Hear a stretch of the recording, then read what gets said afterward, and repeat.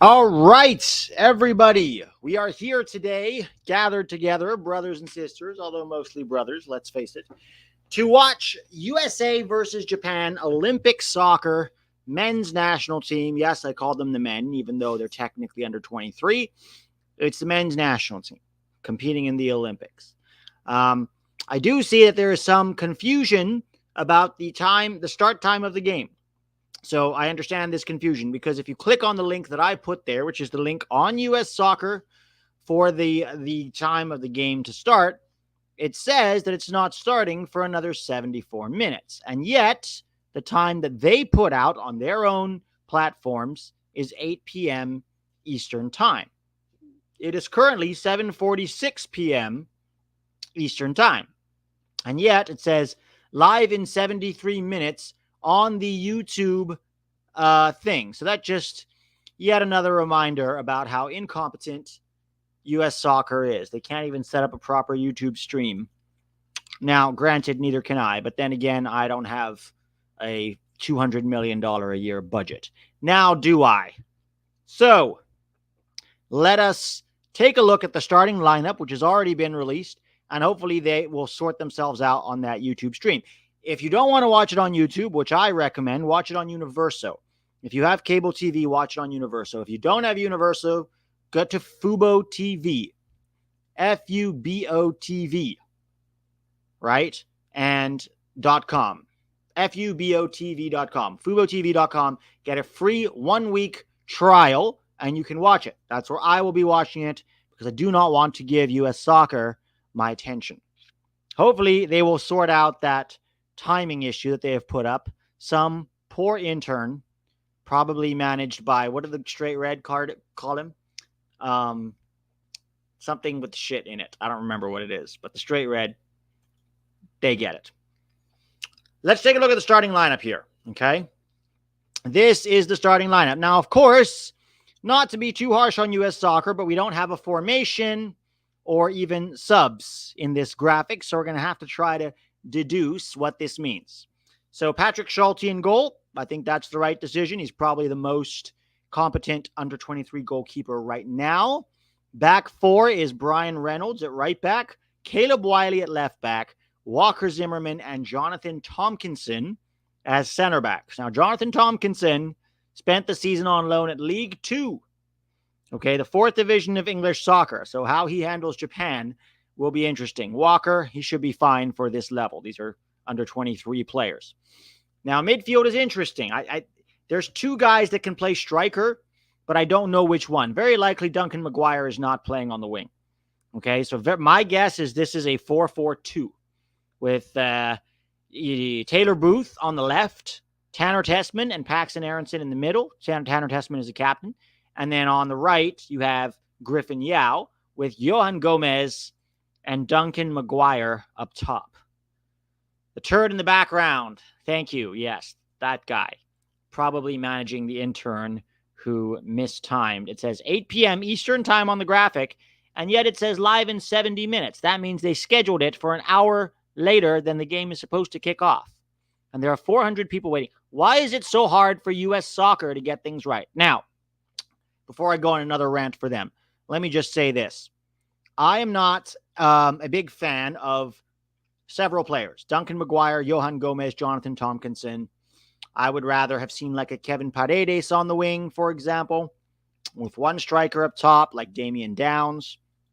Jonathan Tompkinson, I don't love. I don't really understand why Jalen Neal wasn't invited to this camp. I think he's a better center back, but it is what it is. We'll give them the benefit of the doubt and see if they, maybe impress us today against Japan, which I think will be a good test. We don't know who's going to come off the bench because we don't even have a bench graphic here. So this is the starting lineup, and we're just going to so far, Marko Mitrovic has gotten this team playing quite well. So we're going to give him the benefit of the doubt today and just see what he comes up with. Okay? Japan will be a good test. They will be a good test for us. We don't have their starting lineup, but if there's anything you know about Japan is that they have a pretty good development process, and their players are very technical, and they play very well together as a team. Where can you watch? Says Carlos Membrano. So, Carlos, you can watch it on US Soccer's YouTube channel. I have the link pinned at the top here. Or you can also watch it on Universo TV if you have cable.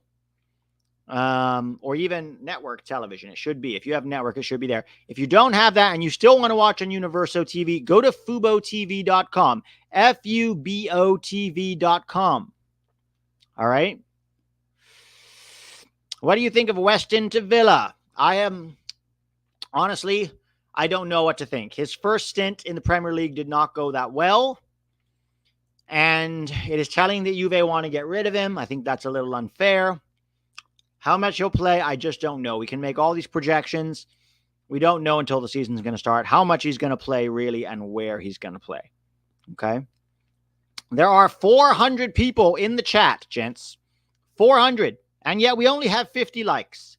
How does that make me feel? It makes me feel sad. I feel like Greg Berhalter watching his team play, although he probably wasn't that sad. He was probably like, they're following my PowerPoints to a T.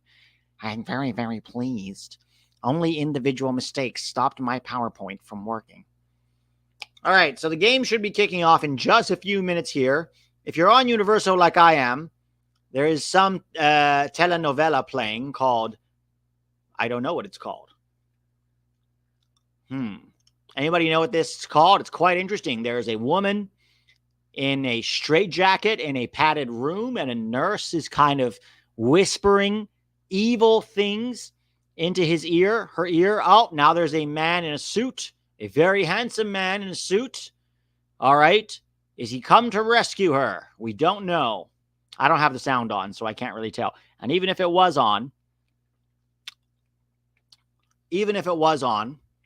I would not be able to understand it because my Spanish is not great. Game is not in an hour, guys. It is at 5 p.m. Eastern time.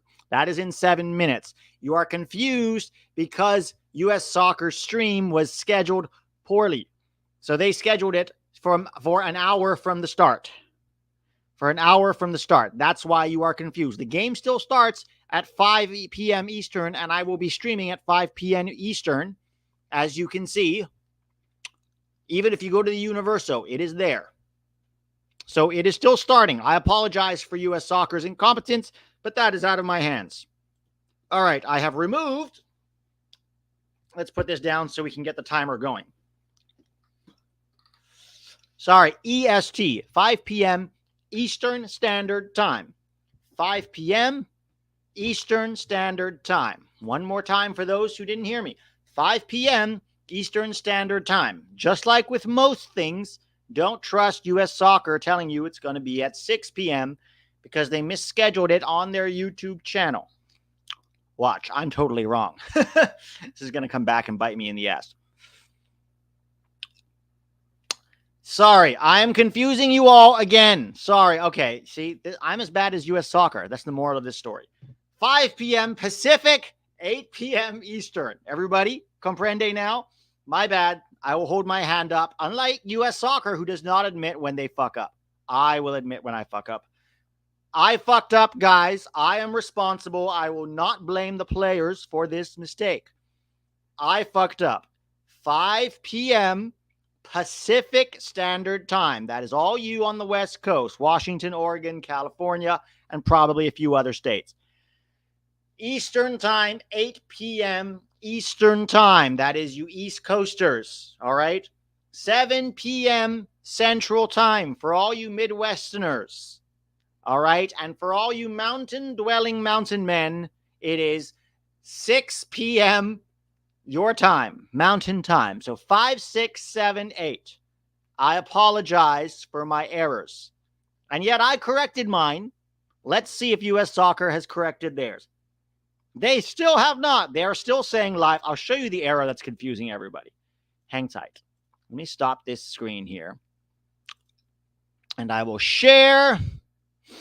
Look at this. This is the mistake that U.S. Soccer is making that is confusing people. All right. You see how here it says 8 p.m. Eastern Time? And yet it says live in 64 minutes right here, which means they misscheduled it. Misscheduled, just as bad as Pete. And here I was getting all self-righteous. Look. Oh, look at the look, these guys are, look at the chat. Oh, the chat is on fire. But this is the mistake that is confusing people. So I will not contribute to this. Okay? I will not contribute to the mistakes anymore. I will correct mine. I will lead by example, and I will admit my errors, which U.S. Soccer will still not do. Jeff Carey, Spicy Jeff, says, let's just trash U.S. Soccer and Lil G for an hour. Well, I'm sure there will be some of that. Don't you worry. But we're hoping that the Olympic fellows can actually inspire us. Because if you usually, the under 23s, last time they drew 2-2 with France. They've looked quite good so far, right? By the way, our under 20 team right now just beat both Uruguay and Argentina in 2 friendlies. Stuff that we cannot do with the senior team. And I'm told it's because our players aren't good enough. And yet our players seem to be just fine when Mikey Varas is the coach, or Marko Mitrovic is the coach, or Tab Ramos is the coach. It's only when Greg Berhalter is the coach that our expectations rise to next to nothing. Speaking of expectations, improved pick'em game across a word from our sponsor. I don't know why. Let's get this all the way back and start again.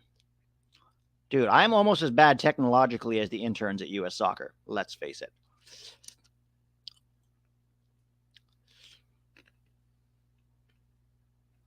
An improved pick'em game across all sports that makes it easy to play fantasy sports with just a few clicks.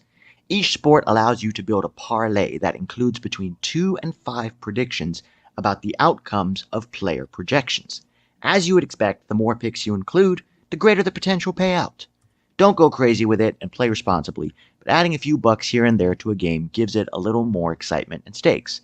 Use my promo code 11YANKS or click the link in the description to start playing, and Underdog will match whatever you put in your account up to $100. Enjoy!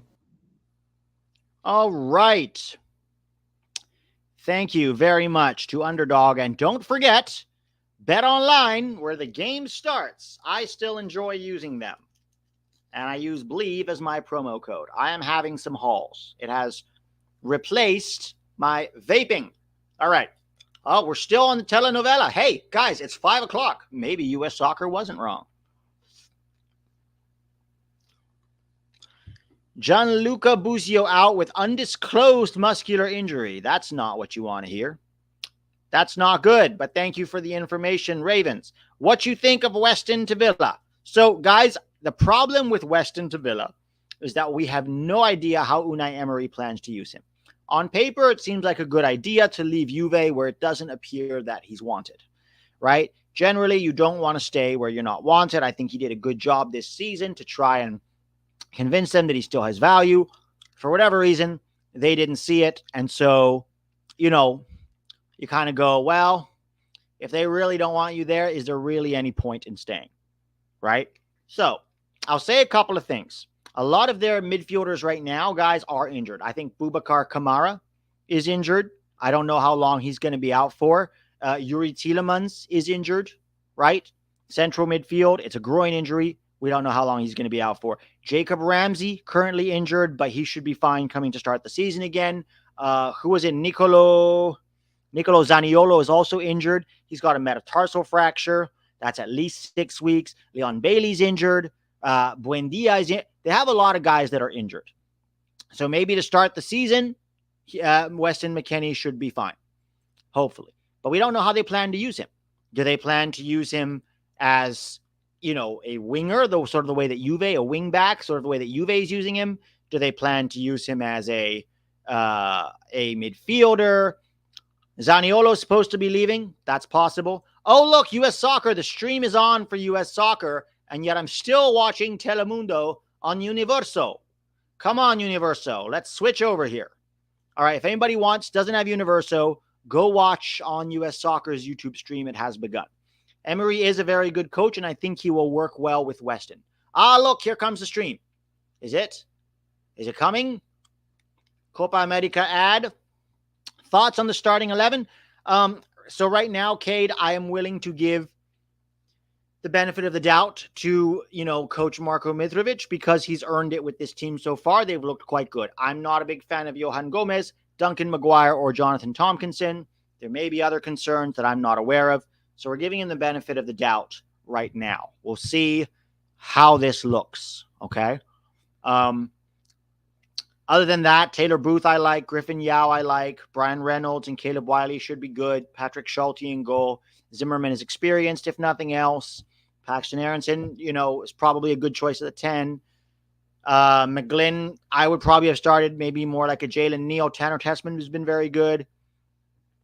Probably a guy like Jalen Neal, I would have started at the back. I probably would have started Kevin Paredes unless there's some injury, we're not talking about. I don't know. It's nice to have it on YouTube. Yes, it is nice to have it on YouTube. I agree with you all. Game should start any minute now. But even if you go watch it on YouTube, guys, watch it. Open 2 tabs. One tab with me. Mute them so you can hear my voiceover, my commentary on their stream. Let me get this ready. Shit. I'm really surprised I haven't gotten canceled with the amount I swear on this channel. You think the Weston deal will go through? It seems very close, Divi Patel. It seems very close. You give him credit for putting it on YouTube. Anthems are currently being played on YouTube. Let's see what happens here. Nice to have a coach who dresses well. Is what's his name dressed well? I haven't seen him yet on Telemundo.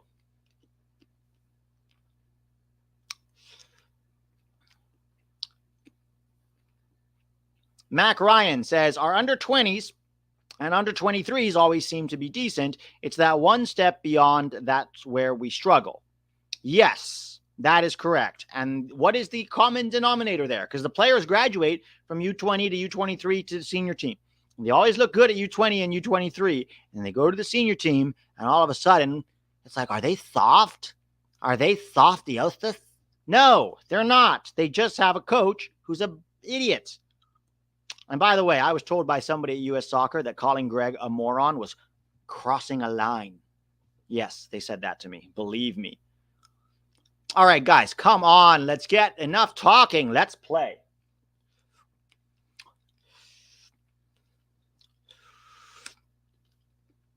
I'll address this real quick. It looks like Aiden Morris left this camp to finalize a transfer to Middlesbrough. What do you think, Pete? Good for him. Good for him. Pushing himself, going to a higher level, leaving his comfort zone, leaving the, Disney Mickey Mouse celebration of soccer league to go and push himself in a real league. Very proud of him. I hope he can really improve. So, yeah, overall, I'm a fan of the move.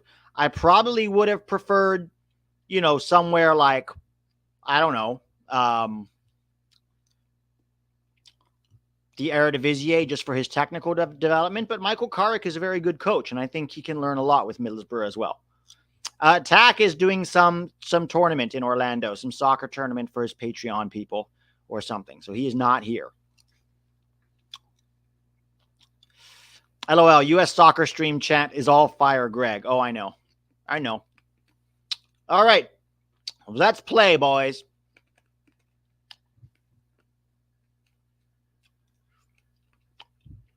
I wonder which stream is ahead.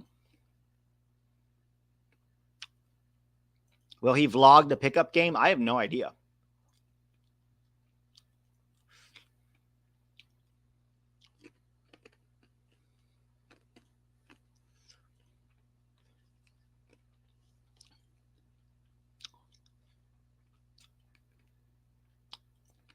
Should we send Turner home and bring in Schulte?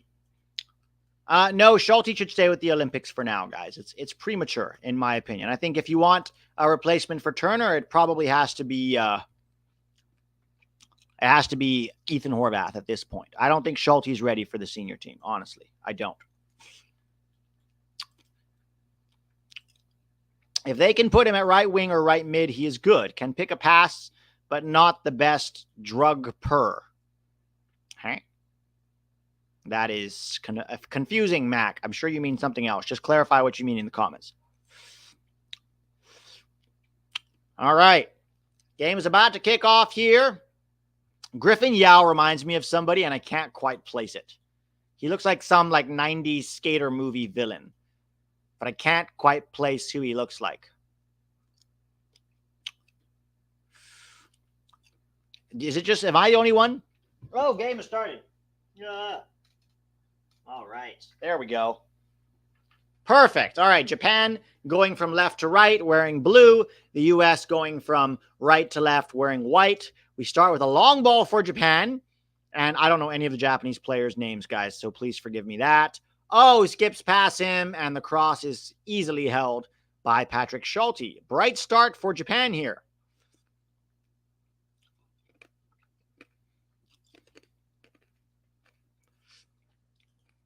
Made the mistake of watching the Lala show. Same idiot, different day.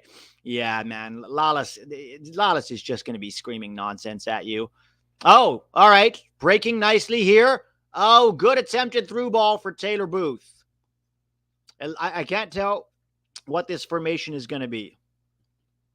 It's on Fubo, yes. Yes, it is. All right. That was a good attempted through ball there by, I believe, that was Johan Gomez. So Johan Gomez is playing as a midfielder, it looks like. It looks like Johan Gomez is playing as a central midfield with Duncan Maguire up top. Oh, he's way offside. Way offside. Come on. Come on. You're better than that.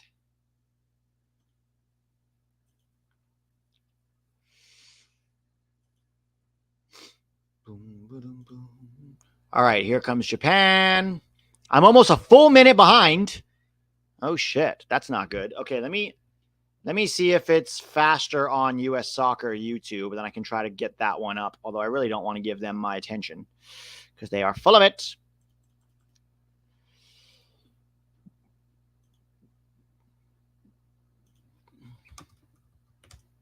All right, Japan coming down the right here. Paxton Aronson does well to win the ball back. Good work by Paxton there. Yeah, it does appear that, we're slightly ahead with Japan right now. The problem is my clock is tied to Telemundo. So if I go with the US Soccer stream, then the clock is going to be off, and we'll have to adjust it around halftime.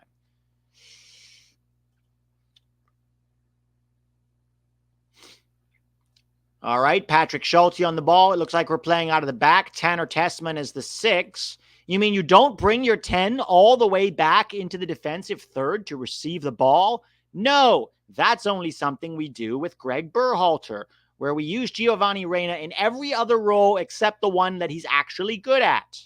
Now, why would we do that? Because the PowerPoints tell us to. That's a cross from somebody, and it goes nowhere. Oh, but Caleb Wiley picks it up. Nice, quick thinking there by Caleb Wiley. Goes back to Tanner. Tanner to Griffin Yow. Griffin Yow all the way back to Jonathan. Oh, that's Zimmerman. Gives it to Jonathan Tompkinson. Tompkinson, very nervy on the ball and has to go all the way back to Patrick Schulte. Oof. Rough start by Mr. Tompkinson there.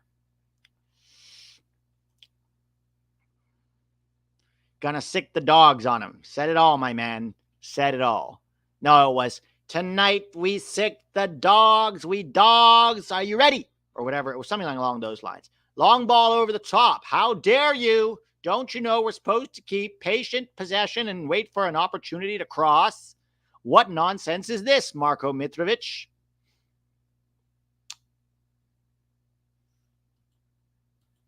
Long ball from Japan. Ken Walker-Zimmerman passes it back to Schulte. Schulte with the long ball. Oh, not quite good enough there from Schulte. Uh-oh. Uh-oh, that's a handball. Ah, that is a handball. Bryan Reynolds. Arm up. Handball. All right, I'm going to watch this on the US Soccer stream. And I'm going to try to change it on YouTube as well so I can still see the comments. All right, Japan is about to take Their penalty. Let me try to find. Here we go. We'll watch it on YouTube. All right. So I don't know his name, but number 9 is about to take a penalty against Patrick Schulte. Come on, Patrick. Show us what you got. Oh, sends him the wrong way, and it's 1-0 to Japan. 1-0 to Japan. Sign in with your scan or type a code. Use your remote. I don't need any of this. Just give me US Soccer. Okay, almost there, guys. Almost there.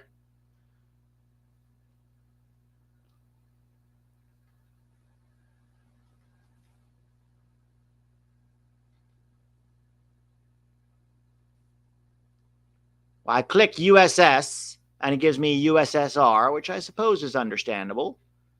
But if I go US Soccer, there we go. All right, so now I get to watch the YouTube stream on my TV. You're going to have to ignore the clock. All right, we are back. We are so back. So we are currently losing 1-0. You saw Greg blame the players for the loss. Of course. You can't possibly take responsibility for yourself. That would require a non-sociopathic human being to do something like that. And Greg does not have that in him. He reluctantly, by the way, what I love is that there are still Greg simps who are just there, just giving him a little reach around, despite all the evidence against him. And some of them are going, he did take responsibility. Stop. He took responsibility at the very end when he was asked to.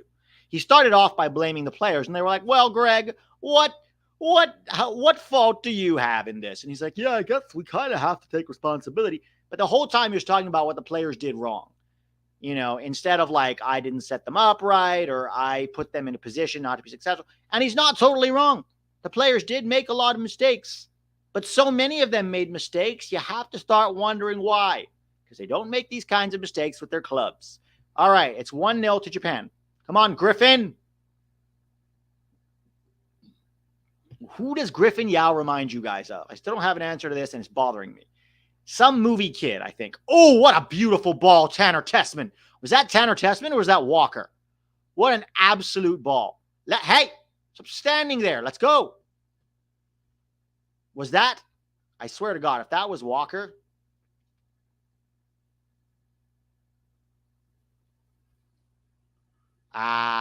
cross is poor from Bryan Reynolds. What a ball by Tanner. That was Tanner Tessman. I didn't think that would have been Walker for sure. I was like, wait a minute. Walker had that in him? Also, how is it that we have footage of Anthony Hudson taking the blame for setting up players wrong when he was in charge, but Greg has never done it once since? Agreed. You're like minutes behind everyone. Not anymore. I'm not. Miles Robinson is with the Copa America team, for anyone who's wondering. So it's a 4-3-3, Divi Patel. The back line is Bryan Reynolds, Caleb Wiley, Walker Zimmerman, and Jonathan Tompkinson. The midfield is Paxton Aronson, Tanner Tessman. Whoa. And Johan Gomez, apparently, which I don't understand because Johan Gomez is not very good. And then you have wingers are Taylor Booth and Griffin Yow, and then Duncan McGuire up top.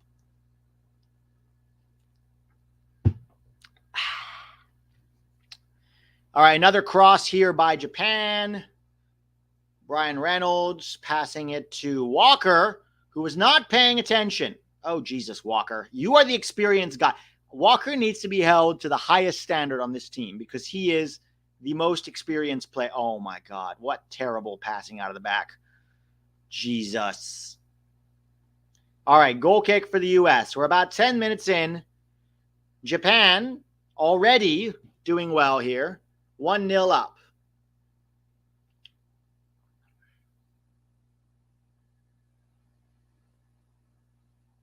Come on, guys. All right, I'm currently at 9:44. Bryan Reynolds plays at Westerlo. wins a throw-in right now for the U.S. Hurry up, Brian.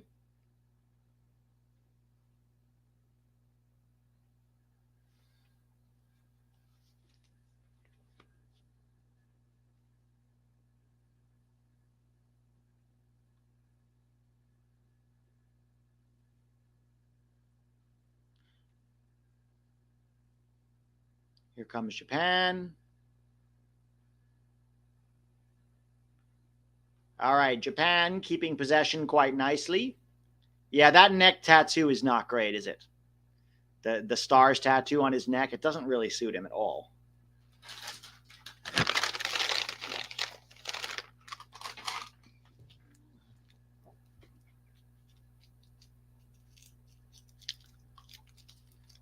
Kenda King says, Westerlo, what's that? That is in Belgium, my friend, in the Belgian league. But so does Griffin Yow play there. If you think that's bad, wait till you hear where Jonathan Tompkinson plays. And Johan Gomez. All right, Japan has the ball right now. 11 minutes into the first half. Nice little turn from their number 7. They're really targeting that right-hand side with Bryan Reynolds here. He's going to need help. Oh, cut through, blocked. Caught easily by Patrick Schulte. Open up, boys.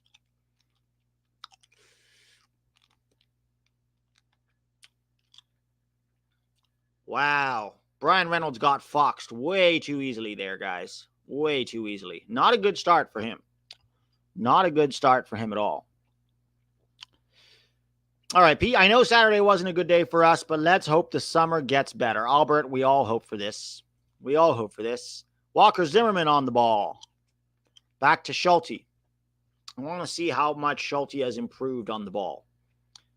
No, they're not pressing him at all. He's out of the box. Gives it to Tompkinson. Tompkinson takes a touch. We're going long. Hey, what happened to Greg Berhalter ball? Supposed to be patient and wait for opportunities to cross. Japan building out of the back effortlessly again. The press looks a little confused, I'm not going to lie. Come on, Taylor. Get back. Force him back. Good. Good. What is Johan Gomez doing? Man, Johan Gomez should not be on this team. He's not good.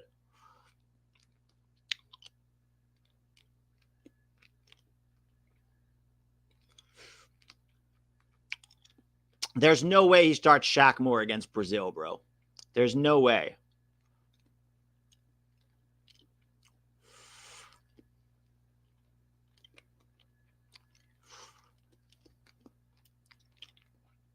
Good block by Caleb Wiley. That will be a throw-in for Japan. Japan carving up Reynolds like a freshly caught whale. Attacks Brazilian coast. He said that both natural right backs would get a chances in friendly. Are you kidding me? He's going to put Shaq Moore up against Vini Jr.? Oh, geez. Oh, geez. Vini Jr. versus Shaq Moore. Oh, that's going to be fun. That is going to be and not good for us.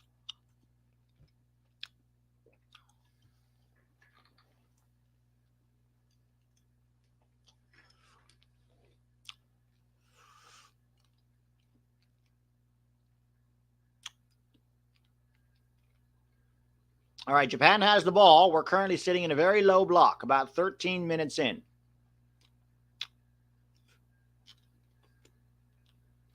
Long ball, switched out. Nice switch by Japan. They're very well coached. Come on, pick him up. What are we doing? Headed out by Bryan Reynolds, and that's a corner for Japan. Nobody picked up number 7, guys. This is terrible.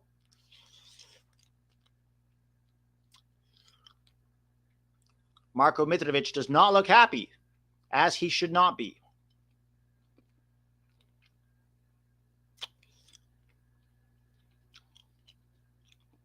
We're paying we suck tax this week, aren't we? Yeah, but we're actually playing good teams for a change. We usually play these trash teams in CONCACAF, and then, you know, the media gets to suck off Greg Berhalter afterwards. So it's good that we're actually playing teams where you can't just play like shit and still score a few goals because the opponent is trash. Corner for Japan. Cleared. Paxton, double cleared. Japan, head tennis. Another good clearance by Bryan Reynolds. Where is Duncan McGuire? He's like missing completely. Is that him up top? He doesn't look as blonde as he usually is. Oh, there he is, lumbering slowly. Paxton Aronson filled in for him.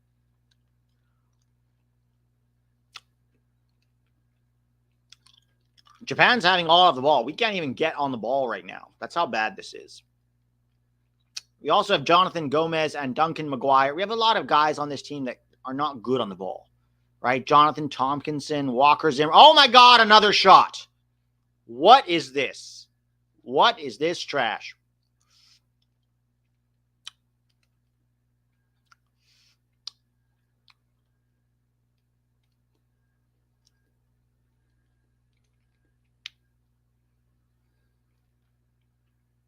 Oh, Jesus.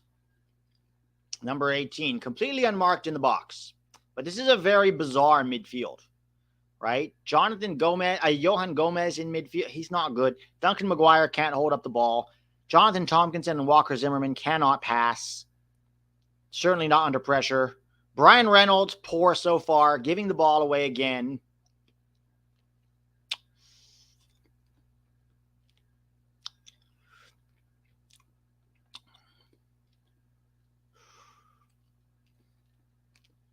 Beautiful. Beautiful by Japan. Beautiful passing. Completely disorganized right now, this team. Completely disorganized. Walker blocks it. Taylor Booth gives it to Wiley. Wiley under pressure. Goes long. Looking for Duncan McGuire, who can't do anything.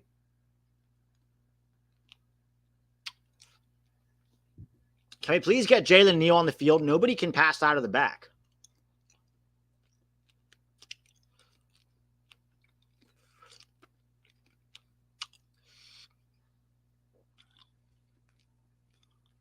Austin Trusty would have been better than Walker Zimmerman, man.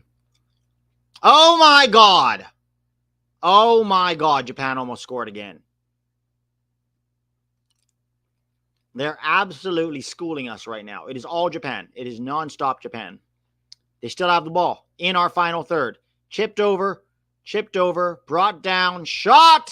Good save, Patrick Schulte. Oh, my God. Hey, Taylor, what are you doing? You clown. Play on, play on. Too long on the ball. Pass it to Tanner. We are not ready for this, guys. We are not ready for this. This is a clinic. Japan is putting on a clinic. What the fuck is this? Cross more, guys. Cross more.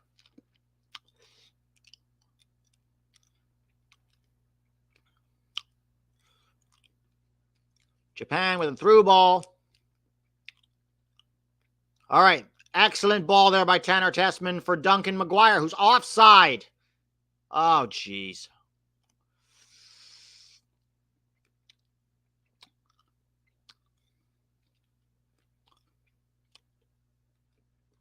That was their number 9 who cut it back, but then it was good clearance by Johan Gomez there. Number 7 chips it up. It's so effortless for Japan, guys. So effortless. But this is a trash lineup. I was willing to give Mitrovic the benefit of the doubt, but 18 minutes in, and this is absolute trash. Absolute trash. All right, here we go. Tanner, there's a man on you. Gives it to Johan. Johan falls down. Oh, he's fouled. Okay, we win a free kick. Give it to Tanner. Whoa. This Japanese number 8 is definitely half American. He's definitely half American. Or maybe half African. I'm not sure. But he looks like he has a Japanese mom and an African-American dad. Or vice versa. For sure. I could be wrong, though. This number 8 does not look fully Japanese. Definitely half African-American. I wonder if he's a dual nat that we can steal. I should find out if this guy's got an American father. And he looks like a center back, too. And a good one.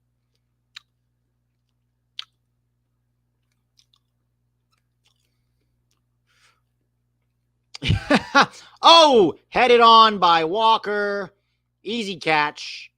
Easy catch. All right, we have it. Let's do something with it. Remember, Slow, patient possession, boys. Look for an opportunity to cross the ball. And Griffin does that. Japan heads it away. Bryan Reynolds takes it down. Bryan Reynolds gives it to Paxton. Paxton gives it all the way back to Taylor Booth. Taylor to Tanner. Tanner to Wiley. Wiley back to Tanner. A little spell of possession here to try and control the game. Oh, his father's Nigerian. All right, we probably don't have a claim to him then. Too bad. Well, good luck to him. Probably wouldn't want to be part of U.S. soccer anyway when you can be part of a burgeoning program like Japan's. Taylor Booth, or Griffin Yow, I'm sorry, with a cross. Why are we trying to cross to Johan Gomez? He's like 4'10".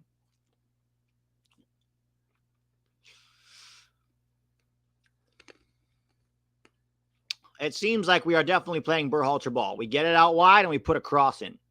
It's the horseshoe and then the cross. This is definitely a Berhalter influenced team. You can tell.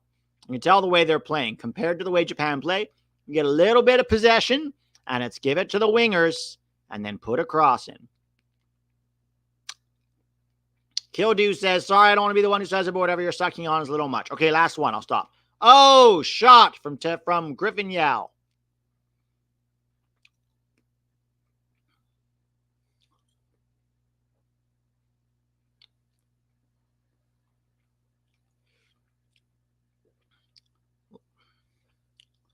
A Japanese player is down.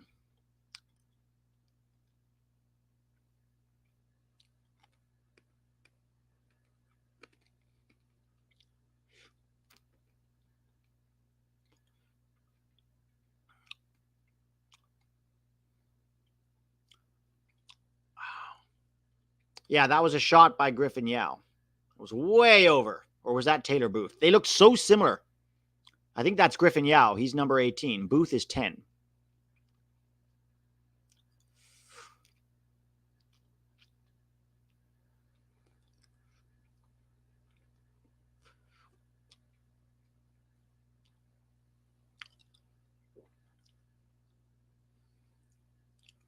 Mitrovic having some words with his players as the Japanese player receives treatment. That was definitely a handball. They're showing the replay on Reynolds. Yeah, Tanner's looked like our best player so far. Hands down our best player so far. Everybody else, very questionable.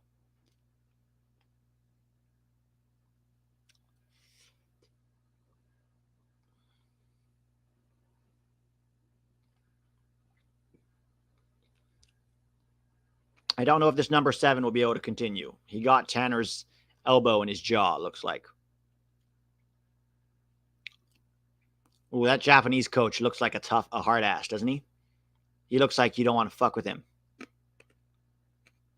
He looks like the kind of guy that, like, if you fuck with him, he's going to be like, no, you run 200 miles.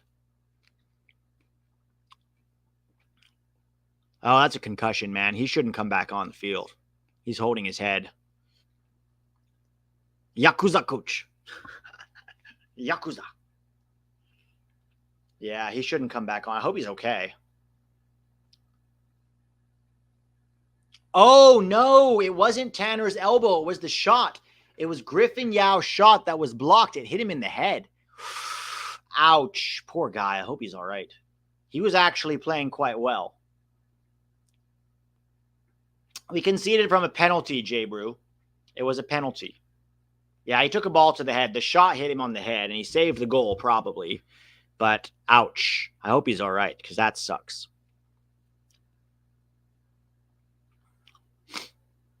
What are we watching? Marco Spitella. I know, man. I know. Is there more force in an elbow or a ball shot? Depends on the strength of the elbow and the ball shot. And whose elbow, right? Conor McGregor elbow? Mike Tyson's elbow? I wouldn't want that for any reason. I'd always rather prefer a ball. But hopefully he'll be okay. It's just a nasty concussion. Walker Zimmerman back to Schulte. Schulte's looked okay with his feet so far. I'll give him credit there. To be fair, Schulte has done very little wrong. One of his chipped passes didn't go far enough. Let's see how this one goes. Long diagonal, looking for Paxton. Foul, apparently, on Paxton. Why is Paxton playing wide? Is it because Taylor's playing central? I guess Paxton right, Taylor central, Yow left.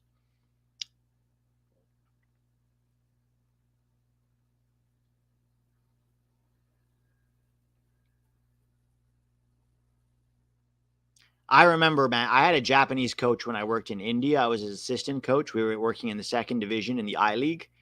And he was a very, very good coach, and he had very astute ideas. He struggled to communicate that to the players, though, because of the language barrier. And I spoke Hindi. So I was part-time assistant coach, part-time translator to try to follow his ideas. And if I ever, gave a slight twist or addition to his ideas, he would get very angry at me. Very angry at me. And he would be like, that's not what I said. This is what I want. Yeah, they don't fuck around. They don't fuck around.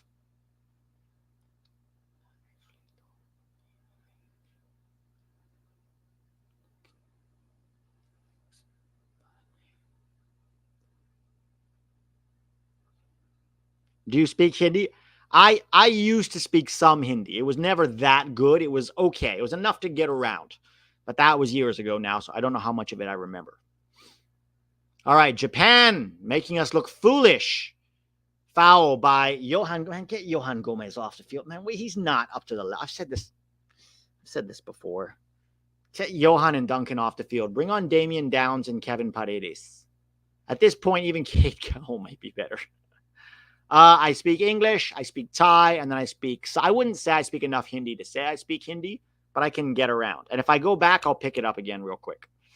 How long did you live in India? 7 years. Oh, here comes Japan down the right, 1v1 with Wiley. Oh, good defending, Wiley. Stay with him. Good defending, Wiley. Didn't get beat. All right, good tackle by Taylor Booth. So Taylor Booth is basically playing as a 10, and Paxton's playing wide with, oh my God. Jesus, Japan. Their first touches are incredible. Come on, Paxton. Pass it! He was fouled as he was trying to pass. Oh, we've got a player down for the U.S. now. Why did you live in India? I was working there. I was coaching soccer. Johan Gomez is down. He seems all right. He's back up. Is the Indian 2 League the highest level you've had a coaching job at? No. Well, yeah, probably. It was the only pro level I've coached at. Yeah. Indian second division. I coached, Lebanese kids at the under 16 level. And then I coached in Chicago. But as far as pro level players, it was only, second division was the highest. I was also like 24. I shouldn't have been coaching anybody. You know what I mean? Assistant coach was like definitely the best I could do. Downs and Rokas warming up. Where in India did you live? I lived in New Delhi. Actually, I lived in a little town called Gurgaon, just outside New Delhi, called the Millennium City. It was a burgeoning city. It was very much a gaon or a village when I got there. But when I left, it was a burgeoning city.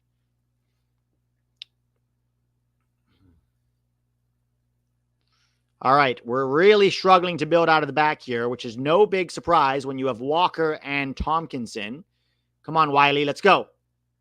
Oh, jeez. Griffin Yow and Wiley definitely aren't on the same page. Have you ever tried to coach an MLS team?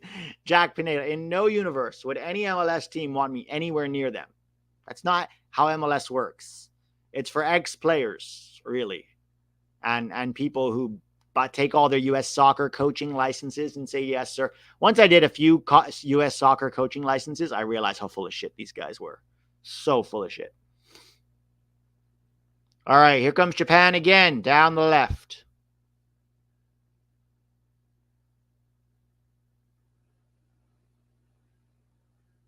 Oof.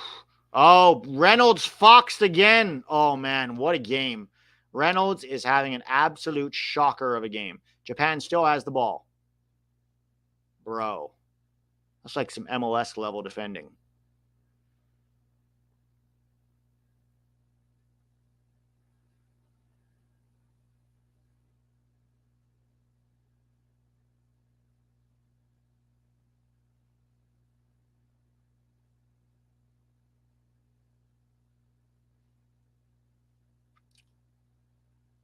Japan, long ball over the top, headed down. Jesus. It's like you can tell with this Japanese, it's so in their blood. They're so well drilled, and they have such a comfort on the ball and their ability to turn in half spaces. So good. So good. What a team, man. What a team. So far ahead of us in terms of player development, for sure. They don't need to recruit a bunch of dual nats because they're so good at, they're so good at their own players. They're so good at having their own development. And all of their players come from their domestic league.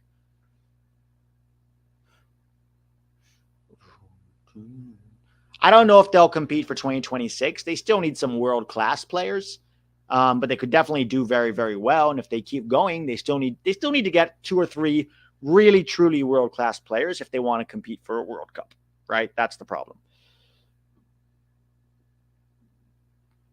Man, Duncan is so bad. Can we sit his ass down? Can we get Damian Downs, somebody who actually has some technical development instead of some hulking college frat boy? God.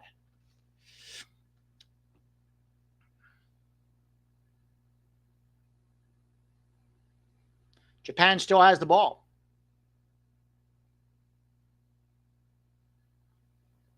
So comfortable. So comfortable on the ball. Just effortlessly pinging it around. First touch away from pressure into space. Sets up their second touch. Before receiving the ball, they already know where their first touch is going to go. So effortless. So skillful. We are being embarrassed. We need to make halftime changes. And I mean like 3 halftime changes. Take off Tompkinson for Jalen Neal. Take off Johan Gomez for literally anybody. But if Busio's injured, this is why we should have brought Diego Luna. Take off Johan Gomez. Who else would we put in midfield?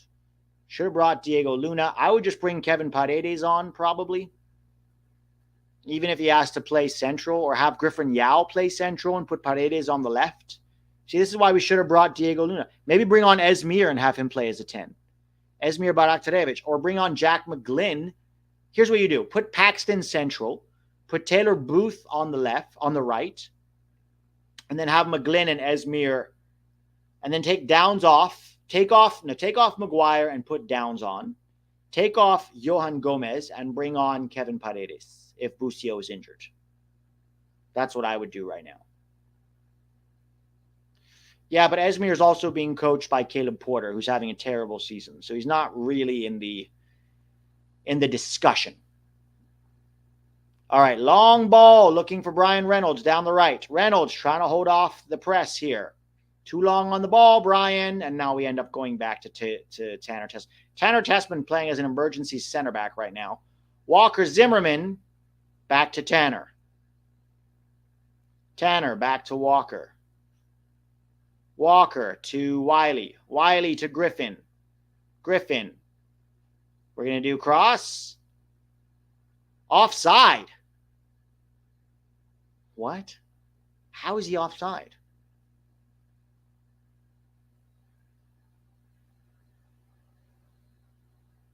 Oh, they're saying it went off. I don't know if that crossed the line. Oh, that's bullshit. That was still in. All right, throw in for Japan. They don't just flick on throw-ins. Have you noticed? They bring down the throw-in, or at least they try to. They've won another one. They look like they're playing Berhalter ball, Stephen Land, but part of it, too, is that the players are not very good, the ones that are on the field, a lot of them.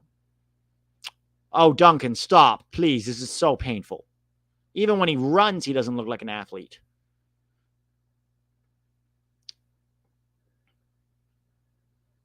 Guys, that was not good pressure by Maguire. It's exactly what they wanted. He just forced it to the goalkeeper. Good pressure is not running straight at a guy who has the ball without the coordination of your teammates is not good pressure. You're exhausting yourself for a pointless goal. Pressing is a team activity. Otherwise, it's ineffective.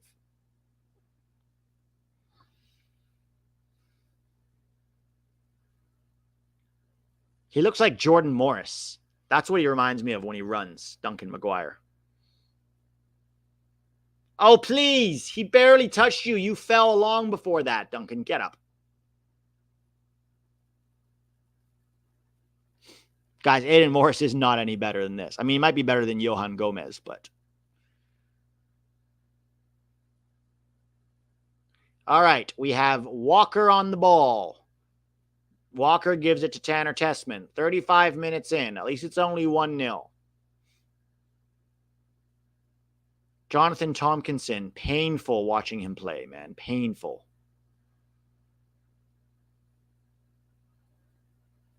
We just give the ball away every time. Every time. This is so painful. But we couldn't bring Diego Luna, right? We couldn't bring Diego Luna for reasons nobody knows why. An actual technical player. We couldn't bring Brian Gutierrez. We had to bring these troncos. Duncan McGuire, Johan Gomez. Please. Please. Us trying to do well to press in the box, and Japan play around our press easily. Paxton does really well there to at least make the tackle. That'll be a throw-in for Japan.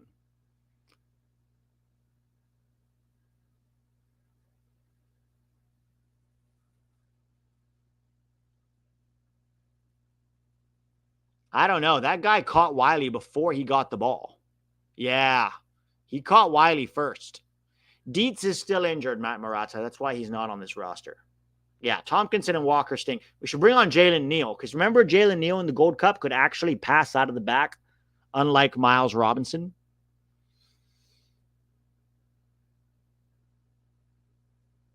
Japan building out of the back. Our press looks so disorganized. At least if you have a bunch of athletes, you better be able to really press well as a coordinated team. But no, we can't even do that. All right, flicked on, and Japan so much in control. Oh, good work there. Oh, terrible work, Johan. Who are you looking for there, Johan Gomez? Oh, come on, trash. Japan win it back. So many bad giveaways in that one sequence. Here come Japan. We're 5v4. We're 5v4. Don't let him cross, Wiley. Get tight. Get tight. Headed away by Reynolds. Yeah, what about Quinn Sullivan? Quinn Sullivan's a guy that maybe could have been here.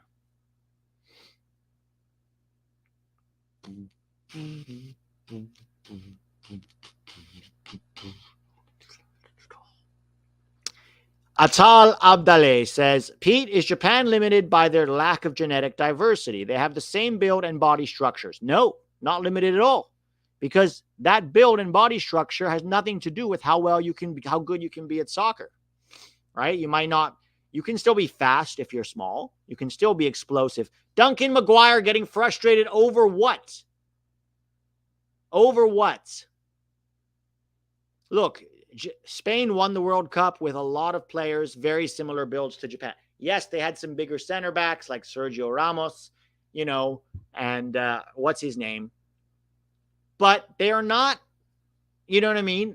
You still have very technical players. When you're this technical, size and strength and speed doesn't matter much. Meanwhile, we've got a bunch of troncos like Walker and Tompkinson and McGuire out there.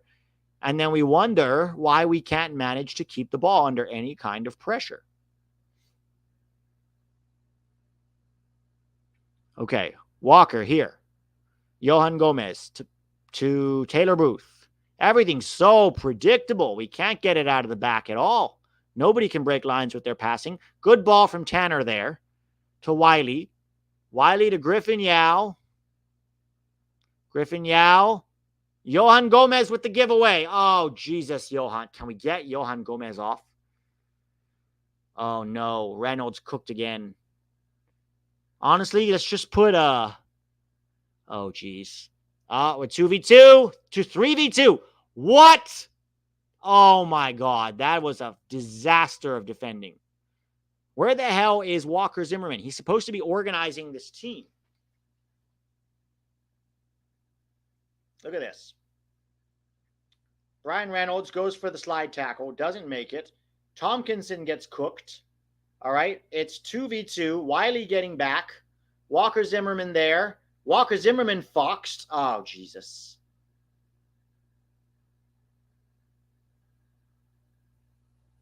Man, we got to get...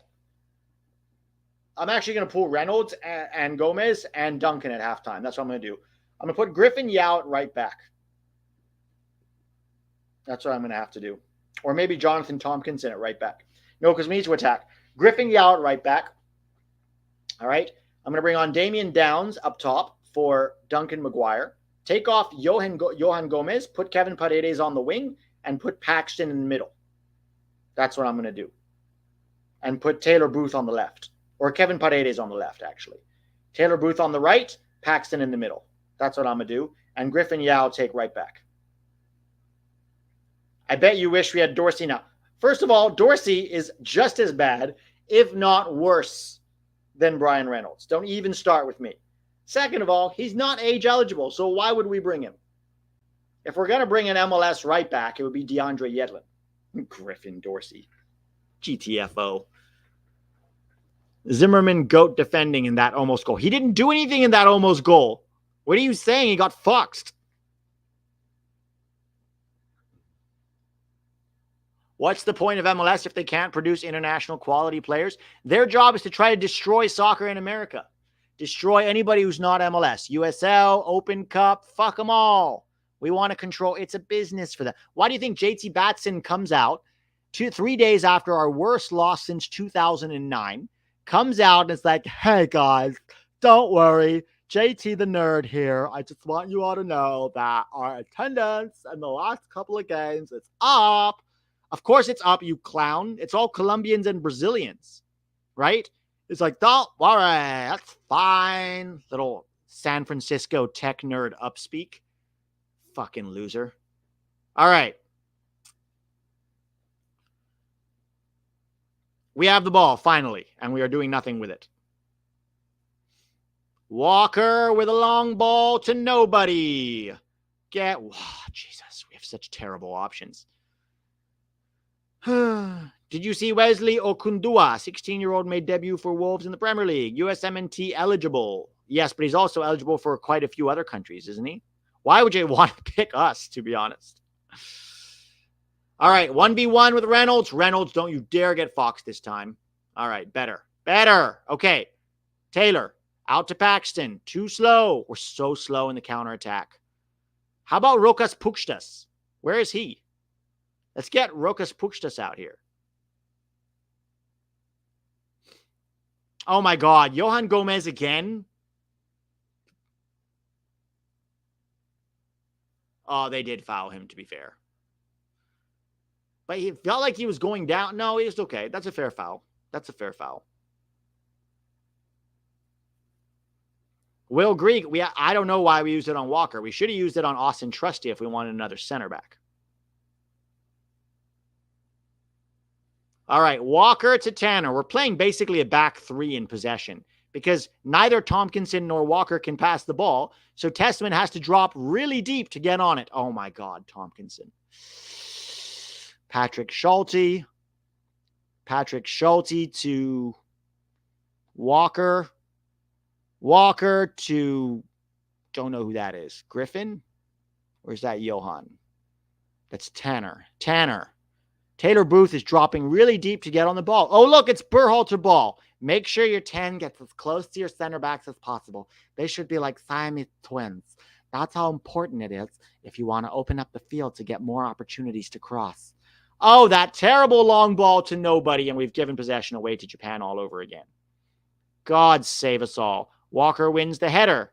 Paxton's the only one who's looked kind of bright. Ball to Wiley. Time for a cross. Oh, we cut it back. Paxton to Taylor. Taylor Booth to Walker. Walker to Jonathan Tompkinson, him of the Wrexham League level. Oh, Jesus. Oh, my God. Duncan McGuire, what the...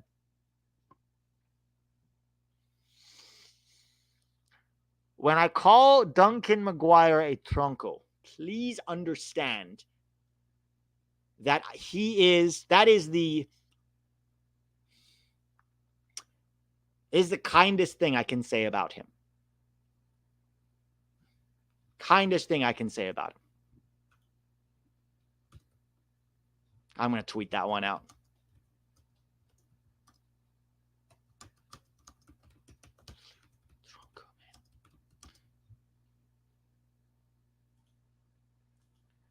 All right, here come Japan again.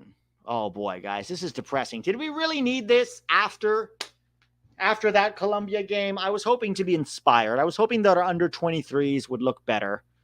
But instead, it was on your Mount Crossmore.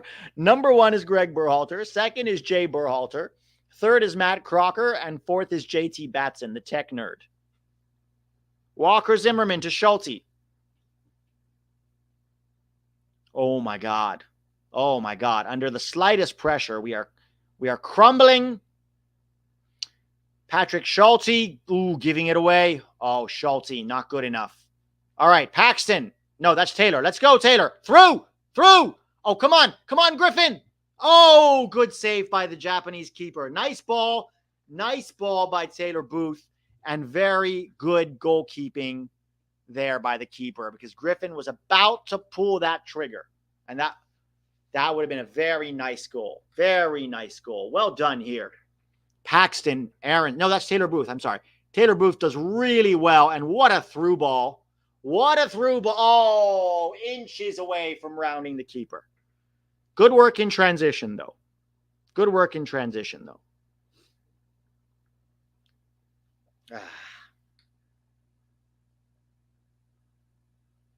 Tanner Tessman gets a yellow. Oh, Jesus. Hey, it's still 1-0 at least. It was 2-0 to Colombia with the senior team. All right, Japan. We have 3 minutes of extra time, and when we come back for the second half, I'll have the clock going properly. Tanner has so far been our best player. Tanner, Paxton, and Taylor Booth have been our most impressive players so far. Everybody else, oof. Wiley's been okay, hasn't been terrible. Schulte's had some bad giveaways. Where's Rokas Pukstas, Kevin Paredes, Diego Luna, Brian Gutierrez? Actual technical players instead of these troncos.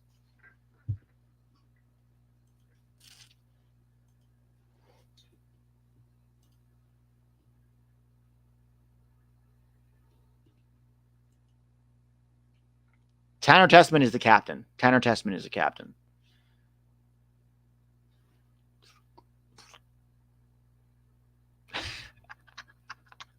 Get Dunkin' Donuts off the field.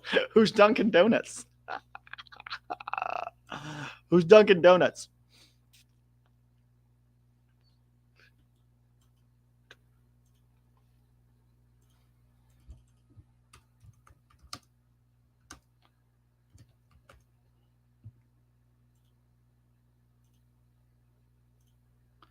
Walker Zimmerman. Every time, Walker. Long ball to nobody. Halftime. The score is 1-0 to Japan. 1-0 to Japan. It's not looking good, boys. It's not looking good at all.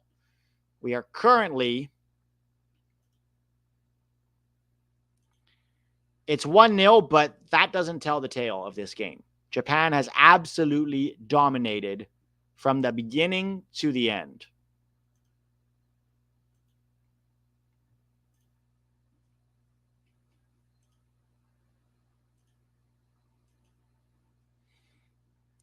Japan dominated. They had at least 5 or 6 good chances. We had one good chance toward the end. Taylor Booth with a very nice through ball in transition, and Griffin Yow, keeper, did well. I don't think it was really much on Griffin Yow. He tried to get around the keeper, and the keeper got a hand to it.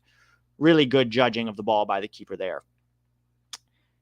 But here we are at halftime. It's 1-0. There's got to be some changes at halftime, guys. The 3 guys that need to come off are Duncan McGuire, Johan Gomez, and Bryan Reynolds. Those are the 3 most urgent changes. Okay? Griffin Yow goes and plays right back. All right? Put Kevin Paredes on at left wing. All right? Taylor Booth can stay central, and then Paxton Aronson wide. Put Damian Downs up top. Anything is better than Duncan McGuire. Put Cade Cowell up top. At least he's quick, which Duncan is not. Right? Oh, no. The clock. Fuck. Sorry, guys. I haven't done one of these in a while.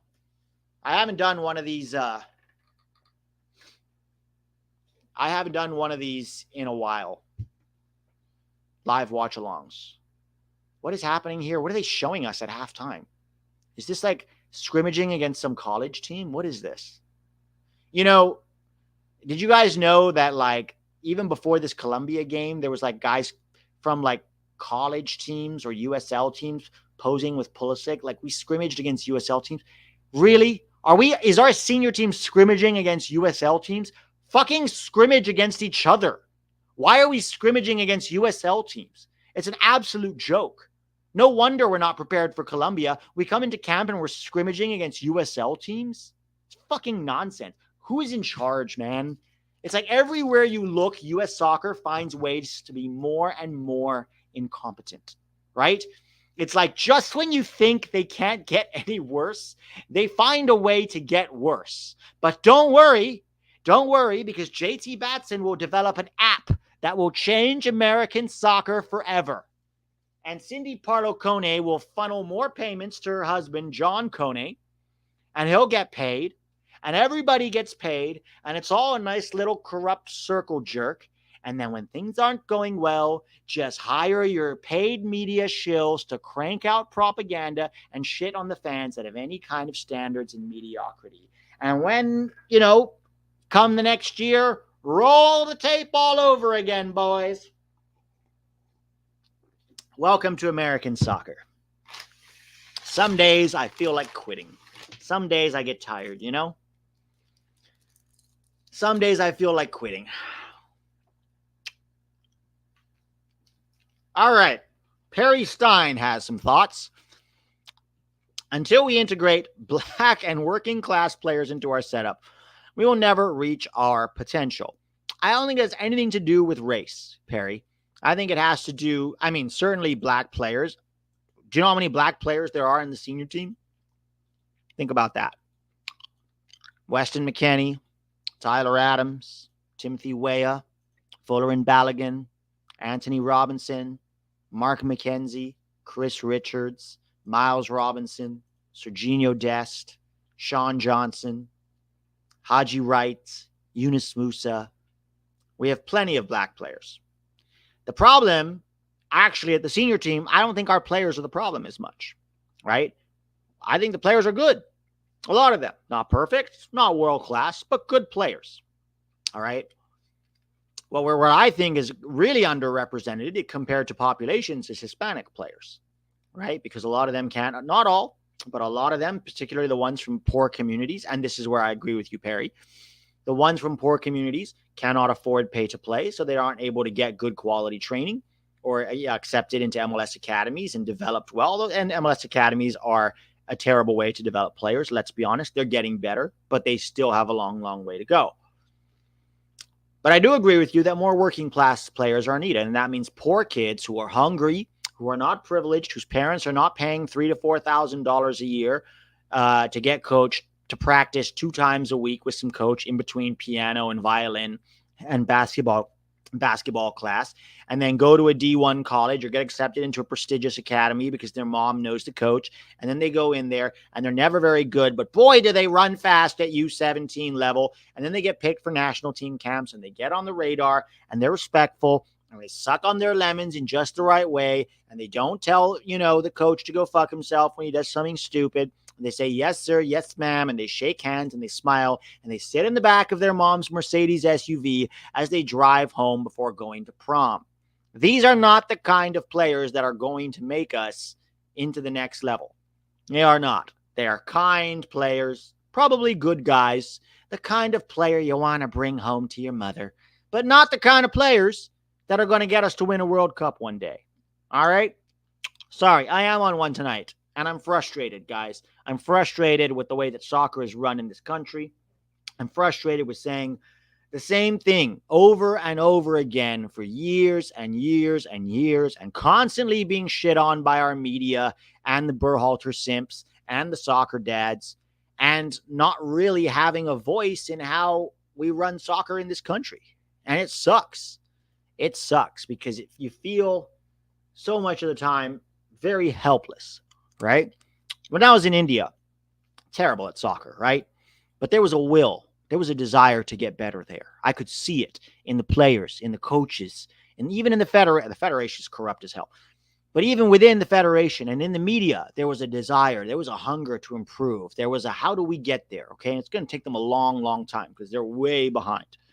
But I love that hunger. I want to see players who, eager to improve, want to pull themselves out of where they're at. They want to compete. India wants to go to a World Cup one day. That's their goal. And I hope they get there. Now they have promotion relegation between the I-League, which used to be the first division. And then they started this other league, which was more of a MLS-style Disney celebration of soccer, Mickey Mouse League with 3 50-year-old foreigners. But now they're having promotion relegation. They're starting to take it more seriously, right? And so I love that. I don't care where you're at. I want to see hunger. I want to see passion. I want to see drive. I want to see dissatisfaction with where you're at, with a dream and a goal of getting better every day. And I don't see that in U.S. soccer. I see it with some people. There's a lot of people trying, right? A lot of people pushing. But not enough of us. Steve Gully, Pete, why the hell are 90% of U.S. passes backwards and square? Both MNT and youth. Kills momentum. Like watching an entire team of Legets. Well, there's 2 reasons. One of them is Berhalter ball, right? It's all about slow possession, positional play. Don't be too dynamic. Don't take opportunities in transition.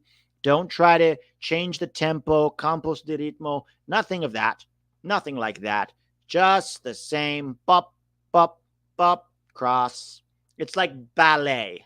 It's like ballet, except it isn't beautiful, right? It isn't skillful. It's just bop, bop, bop, right? Down the channel, boys. Down the channel. Good hustle. Good. This is every American youth soccer game. And those of you who've been, you know. All right. Play him in behind, boys. Good hustle. Good hustle. Get it out of there. Get it out of there. Nice. Good tackle. Wow. Connor's really on one today, huh? Took out 2 players already. See that tackle? Cleaned him out good. All right. Go long. Go long. Look for Connor. Yeah. Good hustle, Connor. All right, boys. Heads up, boys. That's okay. They scored. That's all right, boys. Let's go. Go long. Get rid of it. That's every American soccer game, youth soccer game. So, yes, a lot of it is that we don't have the skill to play that way, certainly not with the center backs that we select. And part of it is Berhalter ball, which seems to be trickling down into Marko Mitrovic ball. Do you think these ass whoopings are a good thing? Does it wake up U.S. soccer? And that's a 2-part question. Are the ass whippings a good thing? Yes, because we need to be frequently reminded of just how bad we are under Greg Berhalter. Does it wake up U.S. soccer? No. Them not qualifying for the World Cup barely woke up for soccer, right? It barely woke them up. Bruce Arena said this week, after we didn't qualify for the World Cup, a U.S. soccer official, and I think I know the little cunt he's talking about, came up to him and was like, hey, we need to start planning for games in the spring. Like, there was no question in his mind that Bruce Arena would not still be the coach, right? Bruce Arena admitted, he's like, I had to retire. I had to resign. At least he had the decency to resign on the face of such a horrific failure, right? But U.S. soccer doesn't care. Why do you think anybody, and you guys have heard about this on Straight Red Card, you've heard about this from me and Tack, you've heard about this from the Cliven, all these guys, anybody who criticizes U.S. soccer too much gets blacklisted, they get denied access, they get threatened. Even people who are players, Tony Miola, Sasha Kleshchin, Giovanni Reyna, Matt Miazga, John Brooks, even players who you think, oh, they're crucial parts of the program. You criticize, you question, you stand up to the status quo of mediocrity. Blackballed. Blackballed. All right. Let us continue. Great questions. And thank you, everybody, for all the support. Massive Deal Closer says, get rid of Berhalter, JT, and the USSF industrial complex who care more about selling tickets and revenue than they do about developing U.S. soccer. We got rid of the old guys, right? Remember the Sunil Gulatis? They kicked out Jay Berhalter. Where did he go? Remember? Jay Berhalter was a guy who hired his brother Greg, that incompetent nincompoop. What happens? Oh, don't worry. Now you're the deputy commissioner of Major League Soccer. You know what that means? When Don Garber retires, Who do you think is going to be the commissioner of Major League Soccer? Fucking Jay Berhalter. And Greg Berhalter will have a national team job for life. Because if you aren't aware by now, MLS, the Major League Celebration Mickey Mouse Disney of soccer, owns U.S. Soccer. That's why when it comes to the U.S. Open Cup, U.S. Soccer goes, no, MLS, you have to play. And MLS stuck their finger in U.S. Soccer's ass, laughed until they were blue in the face, and told them to go fuck themselves. And what happened? Did they sanction them? Did they punish them? They did not. They giggled and snorted. And U.S. Soccer, fully under regulatory capture, could do nothing about it. So we can get rid of guys. And then you guys who, the way the structure is set up. And by the way, when that little clown Stu Holden comes out and starts criticizing shit, he voted for this. The athletes, we had a chance for real change in 2018 when guys like Eric Winalda were running for president. That was the first time we had a chance for real change. Okay? And Stu Holden, as a member of the Athletes Council, decided as a voter bloc to vote for Carlos Cordero, who was the vice president under Sunil Gulati and was the status quo. So Stu fucking Holden voted for the status quo and then has the audacity to get on Twitter when things aren't going well and go, man, this is bad. We have to be better. No, you have to be better, Stu. You're part of the fucking problem. God. All right. Thank you, massive deal closer. Afraid for tomorrow, +1 confidence blow incoming. I mean, honestly, even if we beat Brazil tomorrow, it's not a large enough sample. Nothing will have changed. Like, you can win a one-off game here and there, and everybody will get excited again and go, yay, we're so back. We move, right? Good hustle. The larger sample sizes tell the story, right? The larger sample sizes tell the story. And over the last 5 years, the sample sizes are large enough that whatever happens against Brazil, whether we get thrashed, whether we don't, Berhalter's not going to change. He is who he is at this point. He's told us over and over again for 5 years who he is and what he wants to do. And we might get lucky in Copa America. We'll probably get out of the group. We'll do the fucking bare minimum. And then we'll be sent home. And U.S. Soccer will parade the applause, and the little propaganda machine puppets will do the little jig. That's why they did the job. Shut up, toxic fans. That's what they're going to do. That's what they're going to do, guys. All right. Eldin Hasic, Esmir, and Puxtas need that Balkan connection out there to ball and show balls. Yes. Yes, definitely. Those guys are quality players. Yes, agree with you, Eldon. I hope we see them. I hope actual technical players get these troncos off my TV screen and get those shirts with my name. Oh, is that Cade Cowell on? Let's see who's coming on. Yanks, please. What is the reason why U.S. Soccer doesn't want to fire Greg? It seems like we are going backwards since they rehired him. Yes. They don't want to fire him for Oh, wait, John Tolkien is on? Oh, yeah, because Caleb Wiley was the problem? Look, Caleb Wiley's not great. But come on. Our big change was we took off Caleb Wiley for John Tolkien. Guys, it's more of the same. It's 6 of 2, whatever that saying is. 6 of one, half a dozen of the other. What about the troncos that are still on the field? What about Johan Gomez and Duncan Maguire who are still on the field? They brought on Harry. Oh, that's probably at least smart for Bryan Reynolds. All right, second half is kicked off here. All right, we'll get back to this whenever we're ready.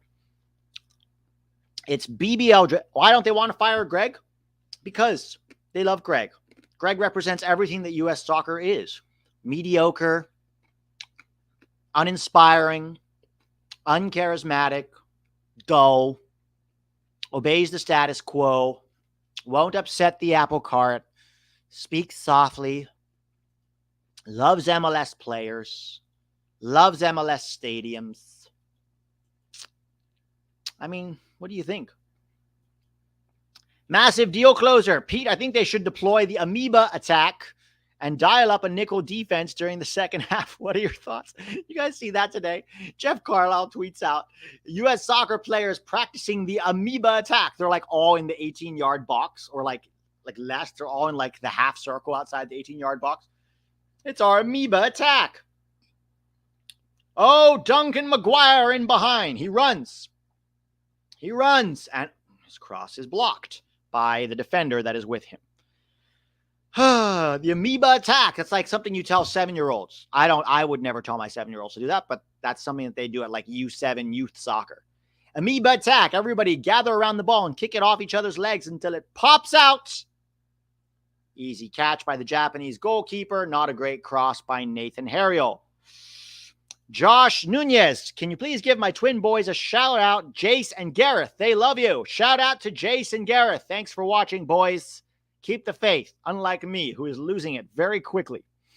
Mac Ryan, did you see the interview with Arena and Kate Abdo and Dempsey? Hilarious. Dempsey still hates him, and he was like, what the fuck? Don't you play me more and constantly kiss Landon's ass? Yeah, he hated Dempsey. Bruce Arena did not like Clint Dempsey. He loved him some Landon. Landon represented everything MLS soccer status quo. Now, Landon was a very good player. Still one of our best of all time. But he never wanted to challenge or push himself. Imagine how much better Landon could have been if he actually wanted to push himself. Right? All right. Here comes Paxton. Cross. Come on, Duncan. Oh, my God. Duncan! The fuck was that? Shoot! Look at this. He's like 2 yards. 2 yards. All he has to do is turn and knock it into the net. No. Instead, he doesn't even lay it off to Jack Mcglynn. He gives it to the Japanese player. Oh, my God. Oh, my God. Oh, my God. Oh, my God. Oh, my ever-loving God. Duncan McGuire. This is like Jesus Ferreira levels of shit, yo. Oh, Jesus.